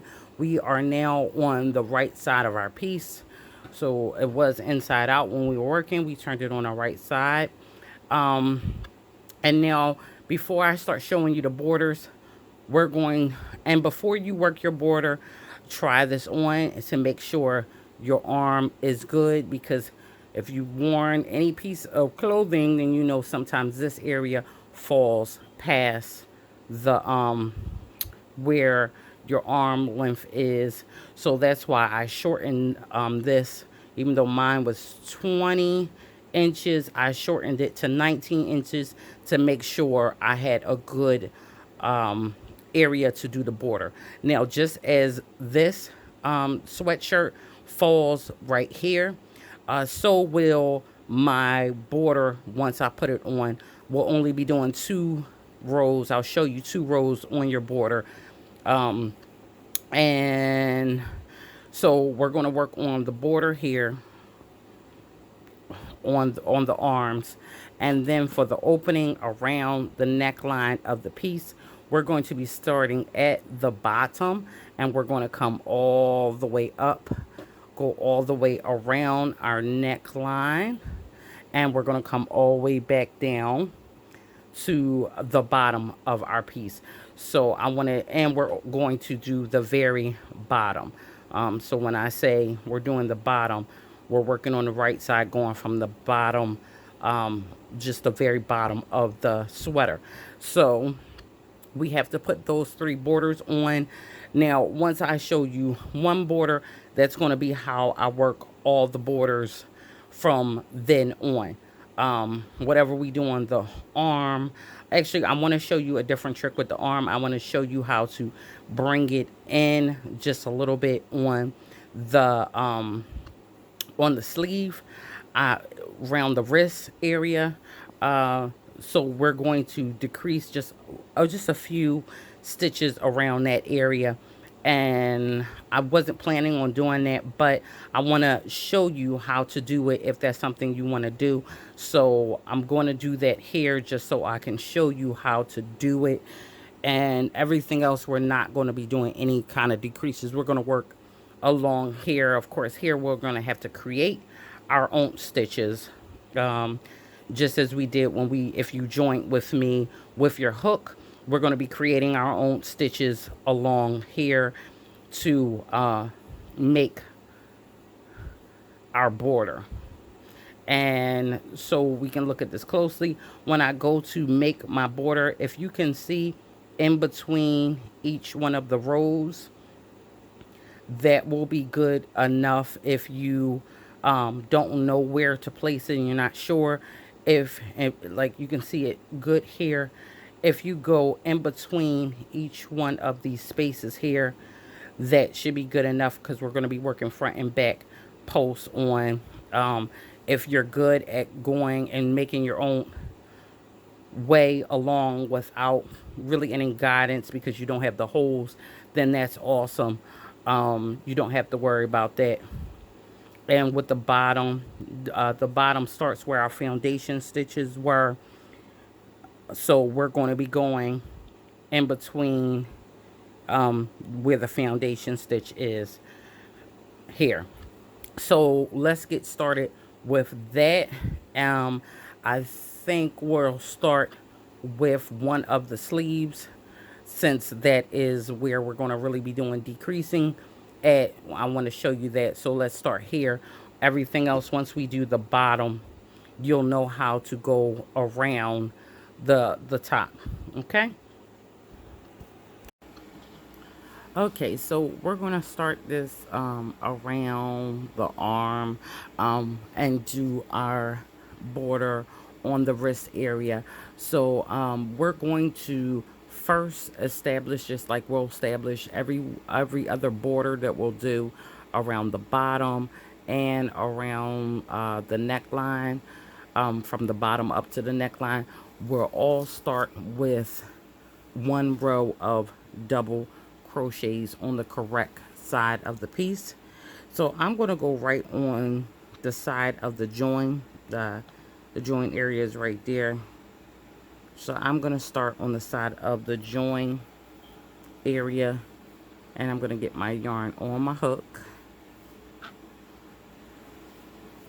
and I'm going to start with note double crochets. So the whole piece was worked up in half double crochets.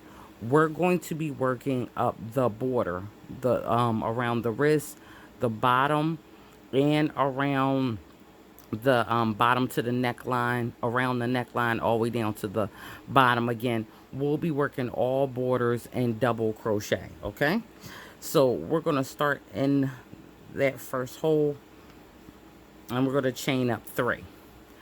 That chain of 3 is going to count for our first double crochet.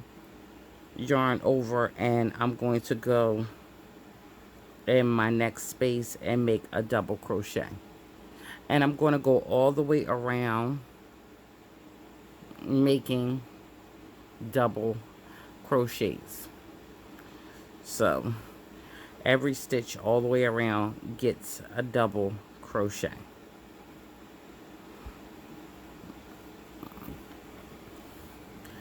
And this is how we're going to make every single row for our starter border, because before we can lay in our pattern, we have to establish this row of double crochets.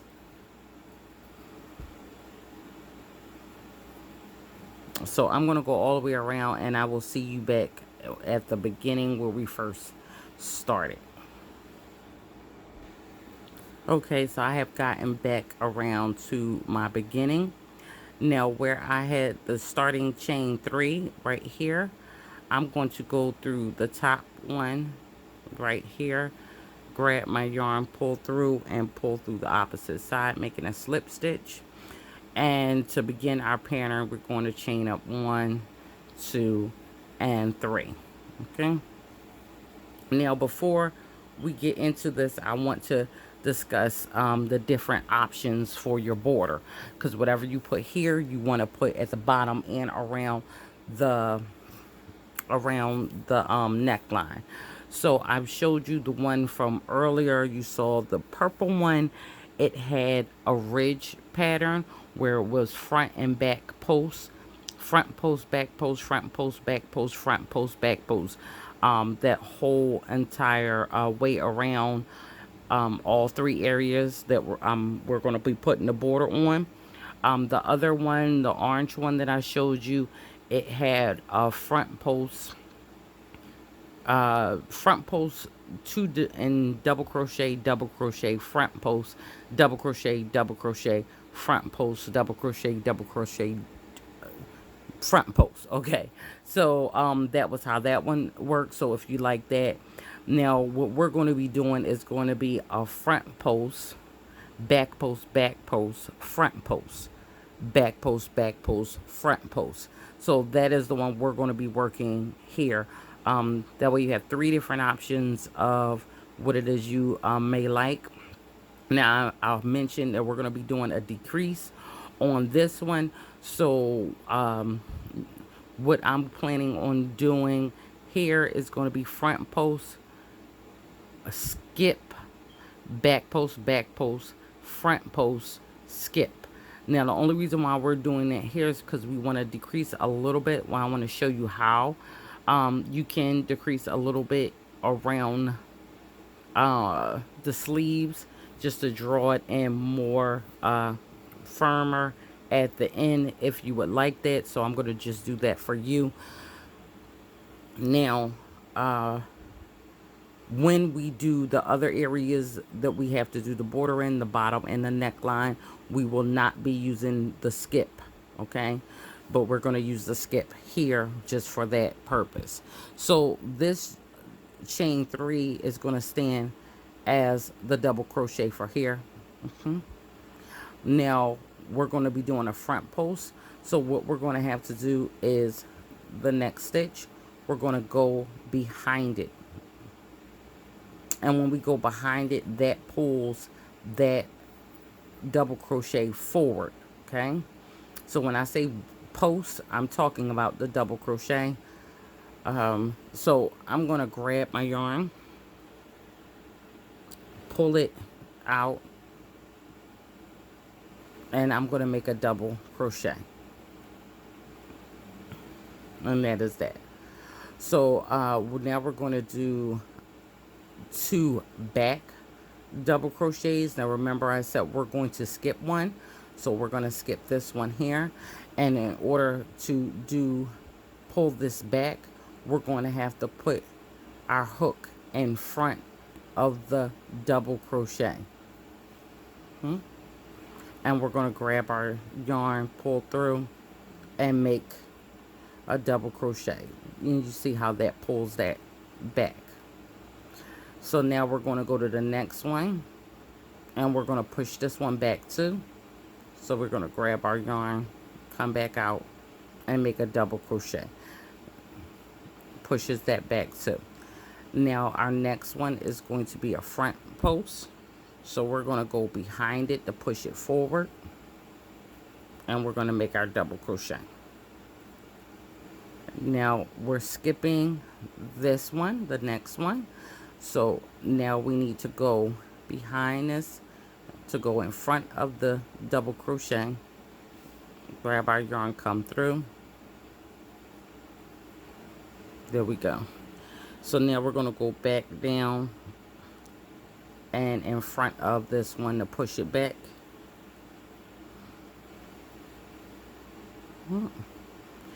And this one we're going to pull forward.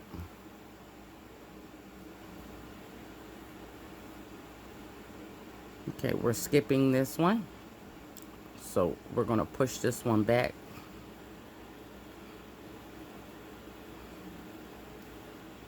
And we're going to push the next one back as well.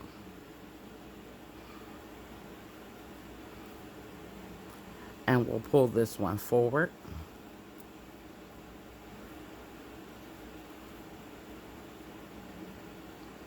We're skipping this one.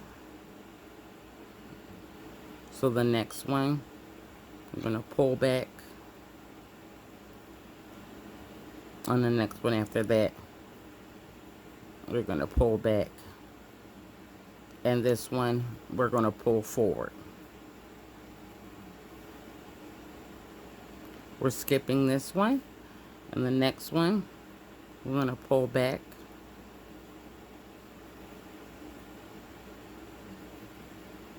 And the next one, pull back. And the next one we're going to pull forward, or push forward. Okay, so you can kind of see how it's going. You see these are coming forward and these two are going back, and the one that we skipped kind of just melts in the background. And we're going to keep doing that until we come back to where we begin. So skip that one.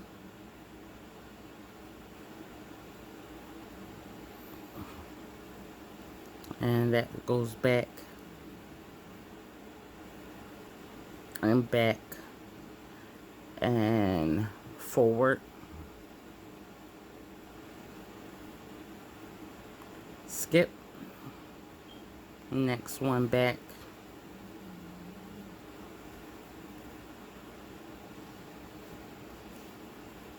Back. And forward. The next one skip. And back.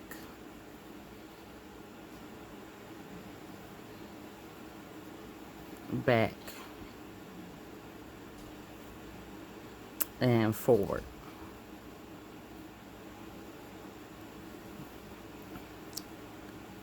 And we're going to skip the next one. And going back.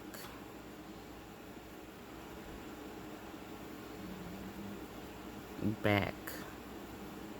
And forward. And skip. And back.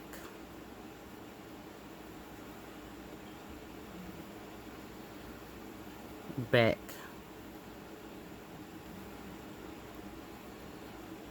Forward. And skip.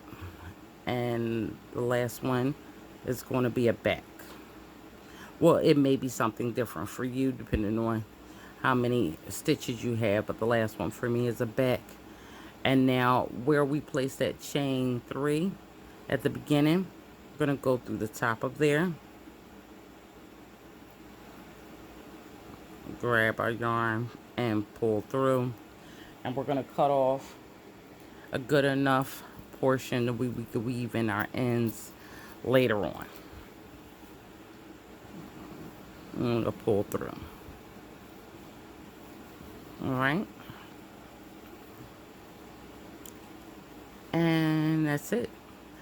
So this is how it's going to look. It's raised. Now we're going to do the same thing on all of the other borders, except for we're not going to skip.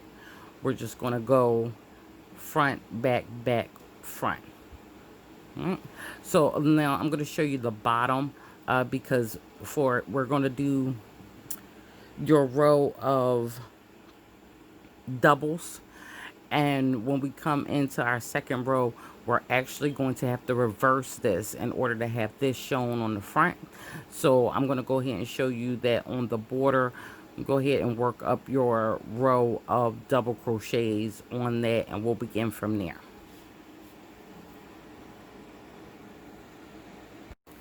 Okay, so we've done the sleeve. Now we're going to work at the bottom.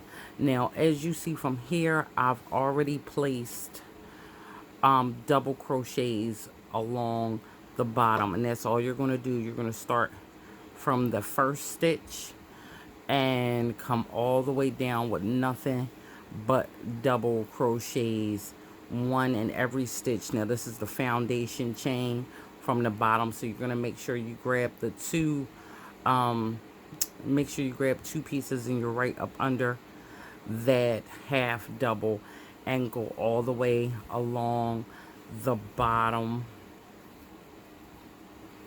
with your first row, your establishing row of double crochets. Okay, so once we get to the end of there, and make sure you're working on the front side of your work. Once you get to the end, we're going to chain one which I kind of already did. And we're going to turn our work.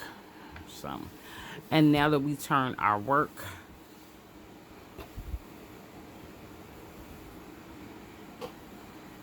we're going to be working on the wrong side, the inside of our sweater.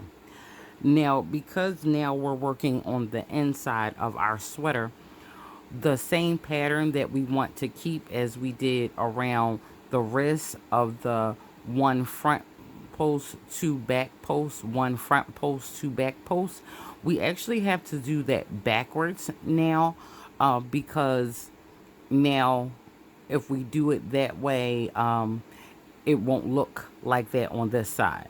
So in order for us to make it look the way we want it to on this side, we'll actually have to make we'll have to push this one back. So on this side, it will look like it's pushed forward and vice versa. So let me show you how it looks, and then we'll go back in. And the same way we're doing this in reverse, we'll have to do the same around the neckline from the bottom up to the neckline. So the first stitch, we're going to go right in there and make a double crochet. Now the first and the last stitch, okay, no matter what the one before the last stitch is, we're going to make one double crochet on the first and the last stitch. Okay, and it'll be this way, just like on the bottom. We'll do the same thing around the neckline. It'll be the same thing. The front first and last stitch will always be a double crochet.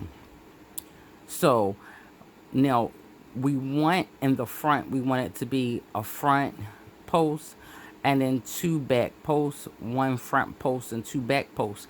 But because we're now on the inside, on the wrong side of our work, we're going to have to work that in reverse. So we're going to actually push this first one back by going in front of it and making our double crochet. And then the next two, we're going to go behind them and push them forward and make our double crochets. So pushing this forward by working behind it. And this one, we're going to work in front of it, pushing it back.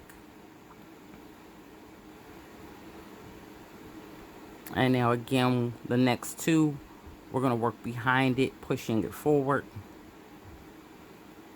And make our double crochet.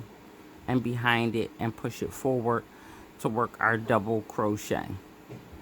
Now we're going to push this one back and make our double crochet. And the next two, we're going to push forward and make our double crochet. And this one forward and make our double crochet. And this one push back. So we did our pattern but in reverse here.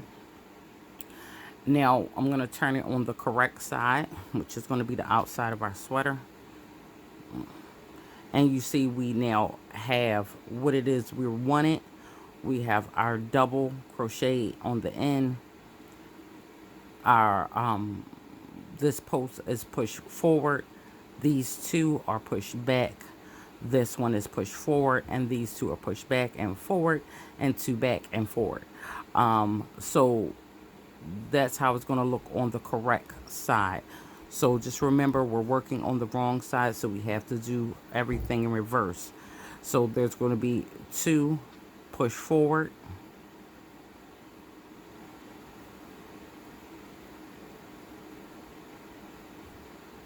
and one push back. And two push forward.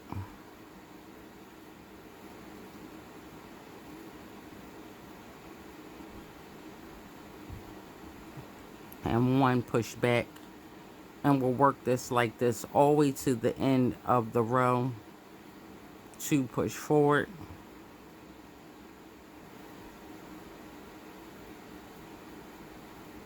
and 1 push back. So I'll meet you at the end where we'll make our standing double crochet on the end together. Alright, so I have gotten to the end of my second row, and I'm going to put in the last one just a double crochet. So remember, the beginning and the end both have a standing double crochet. So I'm going to chain up 1 and turn my work.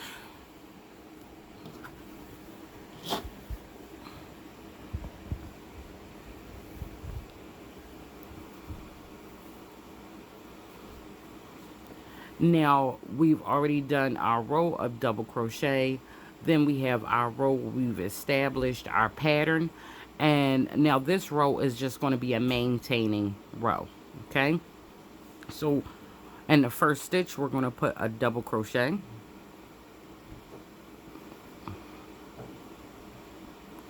Now we're going to work every stitch as it is, right? So we have a front post here, so we want to continue that. Now here we have back post, so we want to continue that. If it's already pulled back, we want to keep it pulled back. So we have 2 pulled back. And this one is pulled forward, so we want to go behind it and keep it that way. And these 2 are pulled back, so we want to keep them back there. So the next rows, however many rows you decide to do, are just going to be maintaining rows. No matter which way you have it, if you have a post that sits out front, then you're going to maintain it in that same way. If you have ones that sit in the back, then you're going to keep them in the back. So when you flip this around for your next row, these will be front posts, and the same one that we did here is going to be a back post. Okay, so regardless of which way you are, if this is pulled in the front, then we're going to keep it in the front.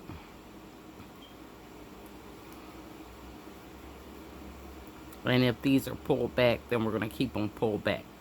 And when we get to row 4 and we go to the other side to work these back down the opposite way, we're going to keep them still how they are. So if they're pulled back when we turn this around, then we're going to keep them pulled back, so we maintain our pattern. So these 2 are pulled back, so we're going to keep them pulled back.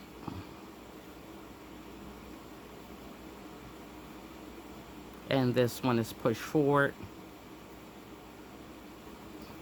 so we're going to keep it pushed forward. And 2 for the back.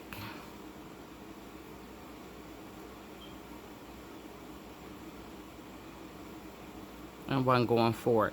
So we're going to maintain this pattern out for as many rows as we want our border to be on the bottom.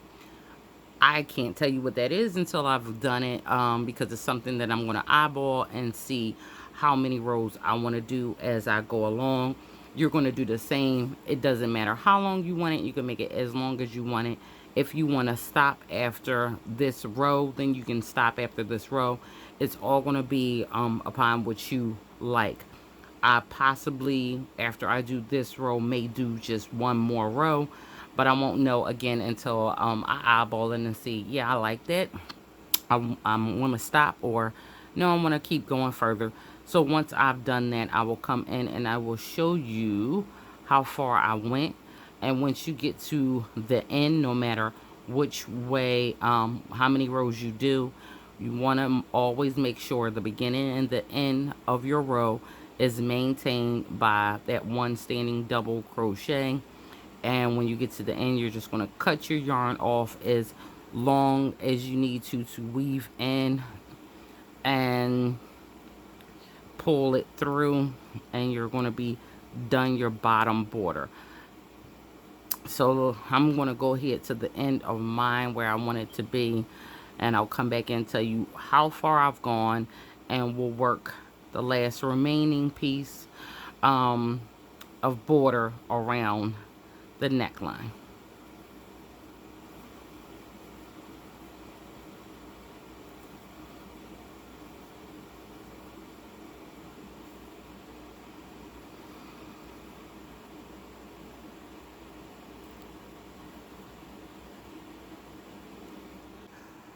We finished our border on the bottom, and I wound up doing 4 rows. So I went 1 row past what we looked at together, and you see it still keeps with that same 1, 2 back, 1, and it turns out nice. So what we want to do now is we're going to go from the bottom here, and we're going to go all the way up and around the neckline and back down to the opposite end. So we're going to put our yarn on, and we're going to start right here at the bottom. Now we're going to do this exactly how we did the bottom border. It's not going to be any different. It's going to all still be about how many rows you want to do. I'm saying I'm going to at least do 4 rows. So it's going to be done in the same exact way we did this. It's going to be the row of double crochets, the second row where we establish our pattern, and we'll have to establish it on the opposite side, just like we had to do on the bottom. And then it's going to be the third row is just keeping up and maintaining that pattern, and so will every row after that. But I want to make sure we know where to place our hook going around. I'm not going to chain 3 here. I'm going to go up 1, and then I'm going to go right back into that same space I went into and make a double crochet.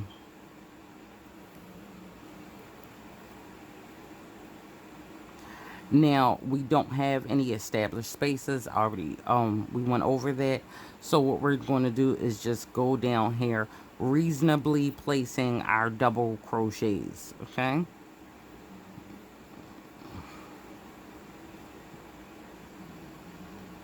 We have no true place where it's supposed to be, but as you see here, we don't want them too far apart. We kind of want to put them how they would be if they did have actual spaces to go in between. So you see how that slays right? Yeah, you kind of just want to keep with that. I can't really tell you how many stitches to put in going down. It's just going to be you filling it out. One thing you do want to do is you want to make sure when you go through, wherever you go through, you going through at least 2 strands of yarn. You do not want to just be going through 1 strand of yarn.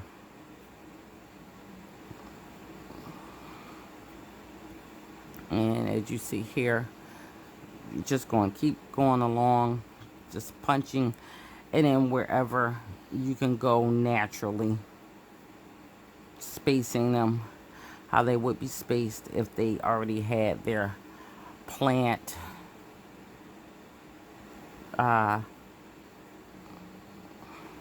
spaces. See. And remember, don't worry too much about it. We will be going back to make the same border here. So yeah, you want to keep it nicely spaced apart. Don't want them on top of each other, nor do you want them spaced too wide.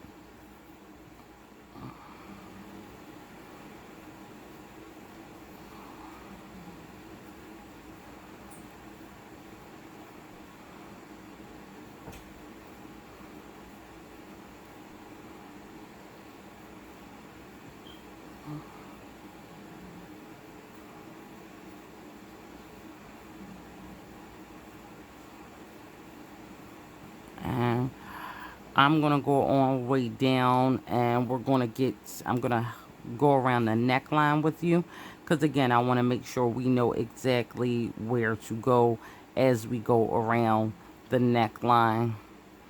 So I'll meet you there.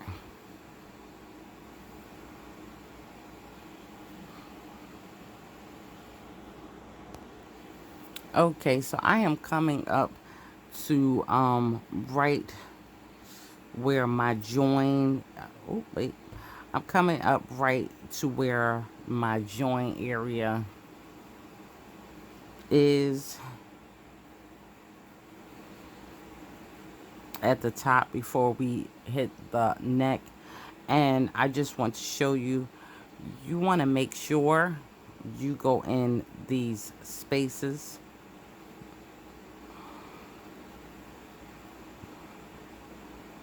And right here, which is the beginning of the back portion.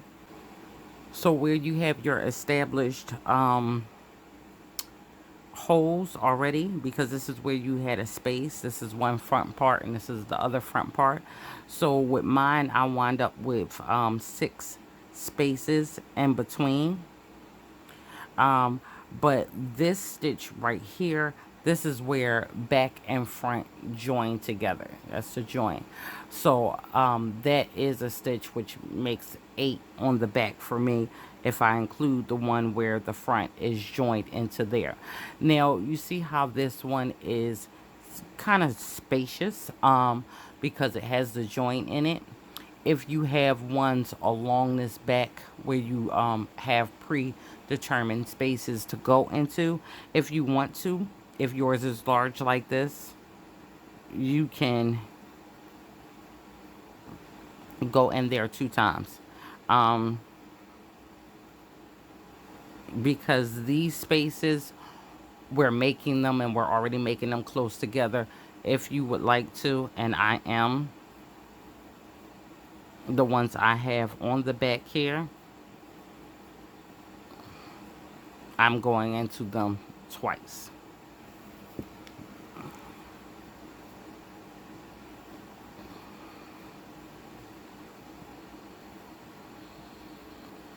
Because where my collar is in the back, I don't want it to look crazy because there's an extra large hole there. It's just already the pre-existing spaces that are there.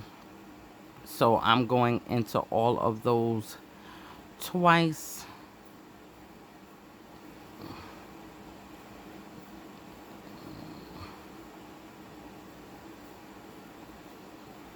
Okay, so that is them twice.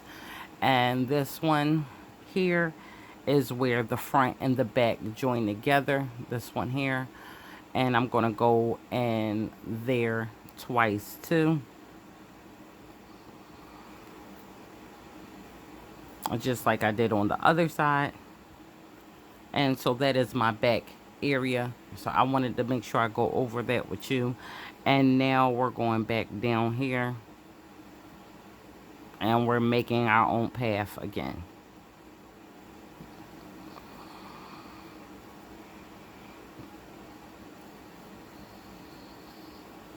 All the way down. Now, because we went over the bottom, you already know what to do when you get to the end. Back to the bottom of this, you're going to chain 1, turn your work, and now you're going to have to establish your pattern. We already know how to do that from the border. It's going to be the exact same way. We have to do it in reverse because then we'll be on the wrong side of our piece. And every first stitch and last stitch establishing our pattern is a double crochet. And it's going to be just like it is at the bottom. Then once we get to the other end, we chain 1, turn our work, and we're going to wicker it in the same way, just maintaining that pattern on out. So go put as much around your collar as you want. I am at least going to do 4 rows around my collar. but I'll probably wind up doing just a little bit more. Again, I usually look at it. I won't know until I've looked at it and I've seen what it is I like, and that's what I'll do. So I'm gonna finish up here, and then we'll come in. I'll tell you how many I did, and we'll work the the button, not buttonholes. We'll work the belt holes together. Well, belt loops together.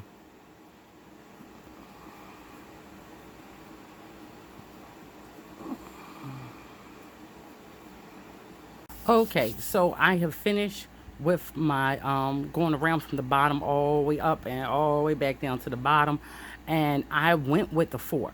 So I started to go another row, and then I stopped halfway. I said no, I kind of like the 4. And like I said, every time I do this, I do it differently. It's all about how I feel and what I think the piece needs, and this piece only needed 4. Another piece might have needed less, but this one 4 was fine for this piece. So that is done. The Other than weaving in all of our little pesky ends, which is oh so fun to do, the only other thing we have to do, and let me move this aside because we'll come back to that in a minute, is make this little piece. Now this is for the belt. We have to put these belt loops on our piece in order for the belt to hold, for it to hold the belt. Now we chain for the belt, we chain 6. No, yeah, we chain, we have a chain of 6 going across, 6 in every row, but we started with a chain of 7, and we lose 1 on that first turn, so we end up with 6. So for this, I wanted to do 2 more. So I chain 9, and then we'll end up with 8.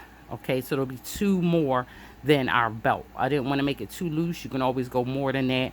And I've only put 3 rows on here. So I have this first one. And I'm bringing back in my color. What little bit I have left. And so you know I did use 4 of these. This is the last of the 4. Oh, I don't know why I did that, as if I was adding yarn on to something. Didn't mean to do that.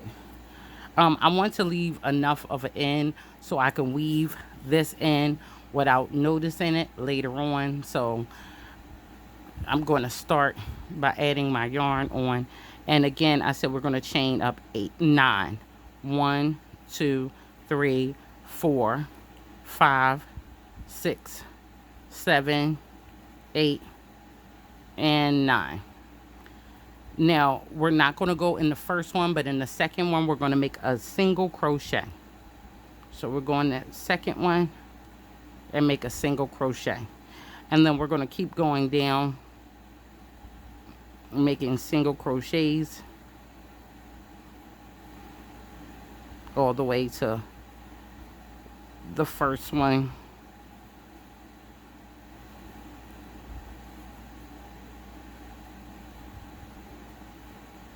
Oop.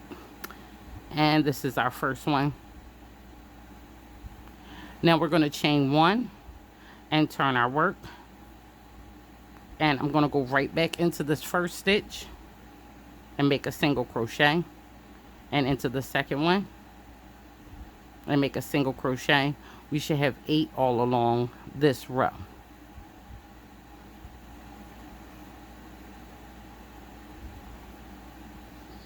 So if you're counting it out, should be 8 all against this row. Yarn's tangled up in there somewhere. And that last stitch right there on the end, we're gonna make sure we go through that. That is our 8th one.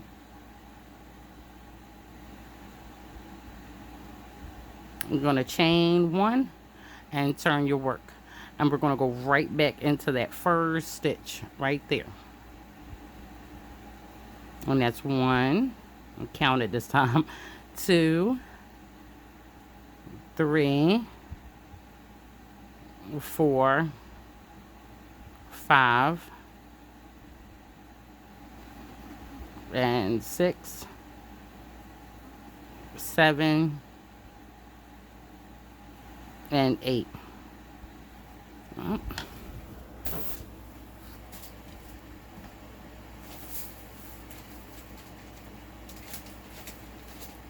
Run off and get my scissors.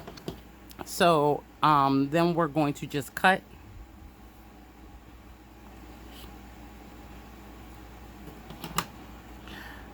We're going to cut it so we can weave that in later. And then we're just going to pull that through. And that's it. All right. And that is our piece. And now I'm going to show you how to put this piece on. I'm not even going to weave in my ends yet. I'm just going to use one of the pieces. And we're gonna put this piece on to our sweater. And look what I have found. My metal ones. I found my metal ones. I put them in a bag. I've been working on granny squares, and I had this in the bag mixed with my granny squares, and I've been searching, and I finally found it just in time because this is the same one like the plastic ones I said that you can use if you were sewing up your piece instead of using the hook. But for this purpose and for weaving in ends, I really like my metal one. So yay, I have my metal one. And while I have it, and I have this yarn sitting here, I'm going to go ahead and thread this in here, and then I'm going to bring in the bigger piece. Oh, what luck, it went through on the first try. So I'm going to put enough on there so I can do both of them. So I'm going to move this aside, move my hook aside. I am done with my hook. It's a special kind of happiness that happens when I'm all finished with a piece and I no longer need my hook. So as you see, I'm not, and the same way as if you were using this to sew your piece together, I do not put two sides down together. I only work with one piece of string when weaving and when sewing down. So I'm just gonna knot one piece of string.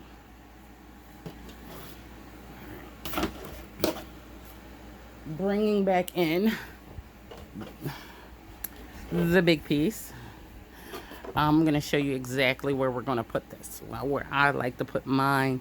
If you choose to put your belt at a different place, of course you can, because it is your piece. My pocket is right here. I tend to put these down right above the pocket. So, and I want to work on the seam, so I'm going to turn it this way. My seam is here. You might not be able to see it because of the color, but if you have yours in front of you, then you know that this is the seam. And we're going to go right above the pocket. The pocket ends here, so I want to begin almost right where it begins, but not on it. Okay, so I don't want to be blocking my pocket with this, but I want to be here and here. And I don't want it to be loosey-goosey. I don't want to super stretch it, but I want to let it be relaxed and stretch out here. Right? Because this colorway is kind of like it is, it may be semi-difficult for you to see this, but as long as you know where the placement is, and I am going to pin this down, as long as you know where the placement is. This is where the placement is, right above the pocket on the seam, in the middle of the seam. Seam's here, and this falls right in the middle of the seam. So I want to go on the opposite side and judge it. It's right here. So it kind of begins here on the opposite side. So before I even start sewing this on, I want to make sure my yarn string that I'm using is secure. So I'm going to secure this thing down before I even begin, and I'm going to poke it through to the other side, roundabout where I need to be.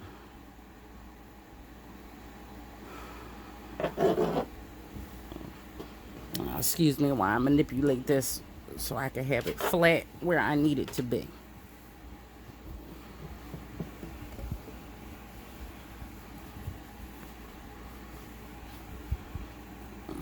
So my hand's on the other side of here so I can hold this. And I'm going to bring this all the way through.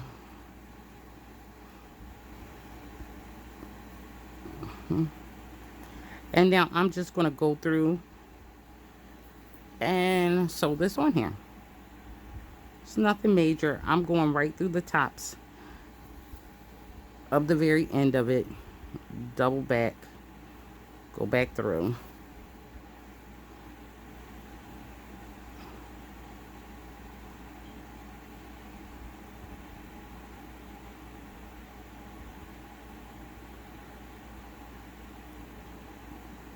In there. And that's just it. I'm just pretty much sewing this in.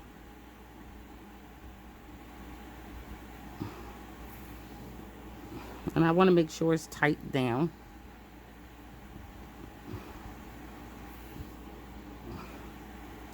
So, nothing major. You're just going to sew it, tack it down. And however you see fit, in and out, bob and weave.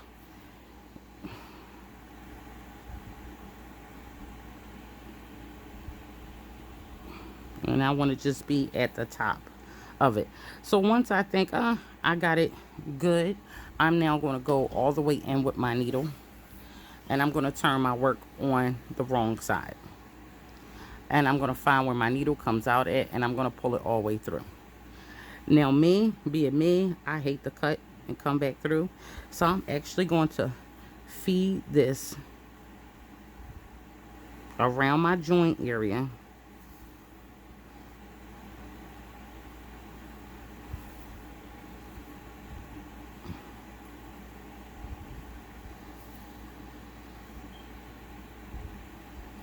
All the way down.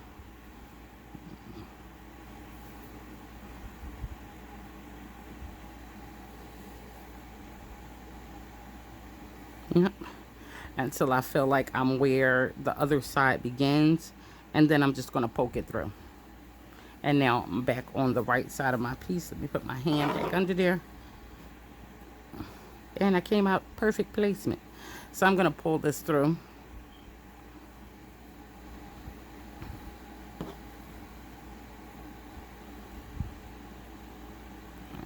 Grab that with my finger right there. And I'm going to go through here and do the same thing on this side. Just sewing down the ends.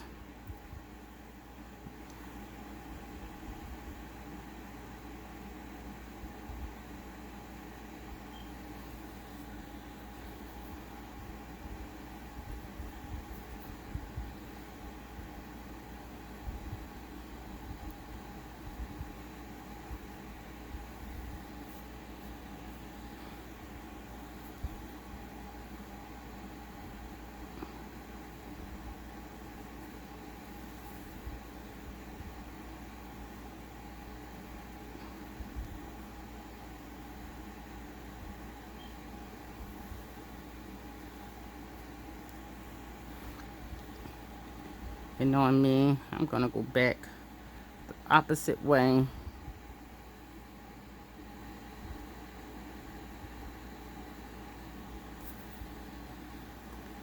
Just a little bit.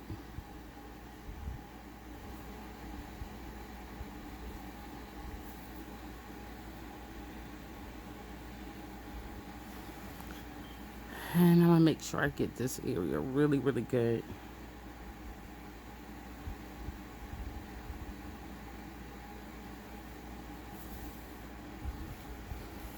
So that's my loop. And now you see My loop is on. Oh wait, I'm wondering like why won't it pull open? Um, had to take the needle out. I mean the pin out. So that is on there. You see that that is on there twice. As nice as much as you pull, you're not going to see any gapping down here. As much as I pull, there's going to be no gapping where it's supposed to be attached here. And now that I know it's secure on, I'm just going to feed this back through on the opposite side.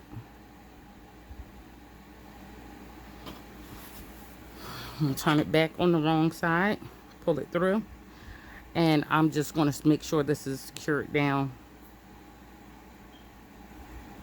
I'm going to go back around my joint area here and put a couple knots in it.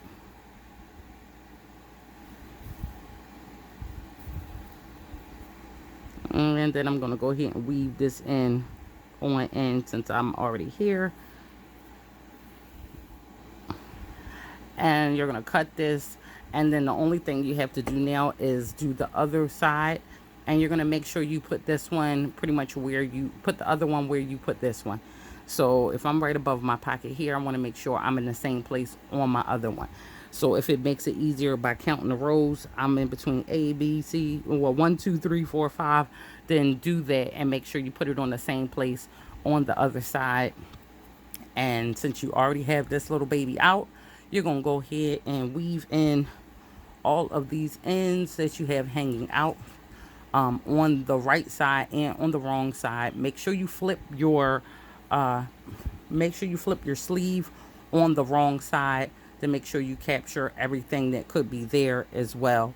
And guys, that's it. We're going to feed this belt through here, and we're going to look at it out in the open. Okay. All right.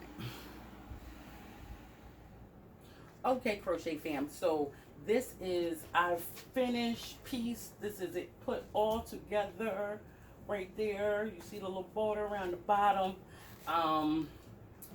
The belt, if you want a longer belt, you know how to make that longer belt.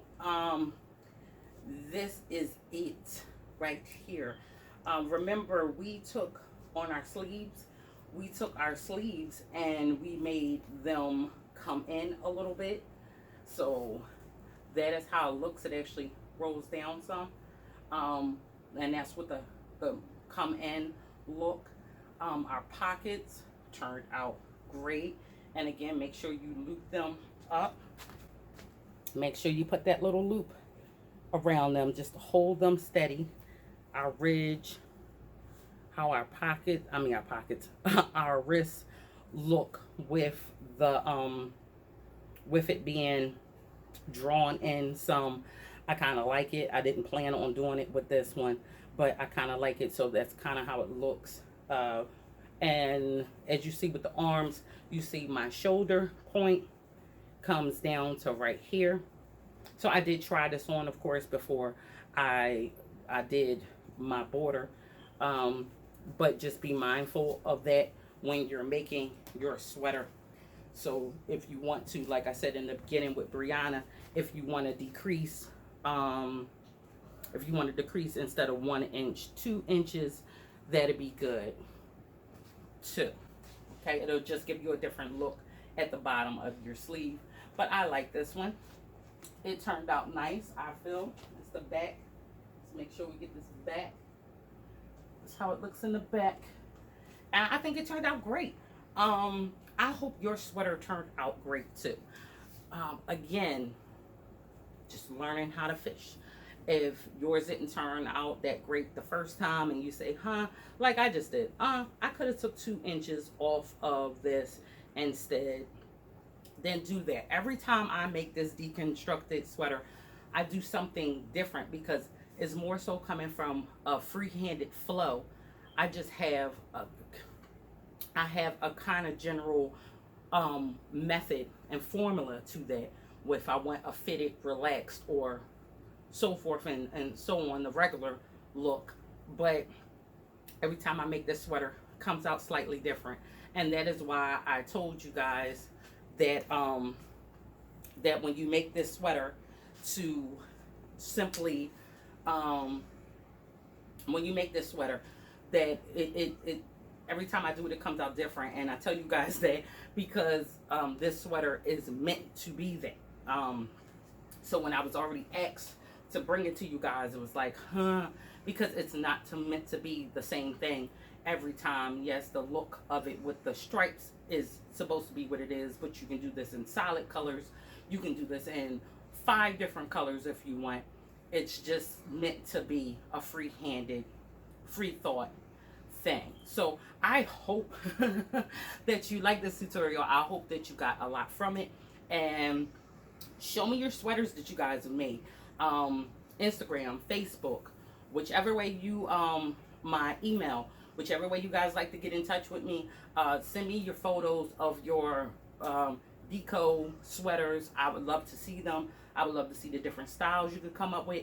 Get crazy. Instead of going with half doubles, do doubles. Instead of going with that, do a different kind of stitch. Do whatever you want. Play around with it and make it your own. And as always, I love you guys. Thank you for coming to the corner. And hit the subscribe button. Hit the bell so you know when I get new, when I'm dropping new videos. And like this video. And I'll see you in the comment section.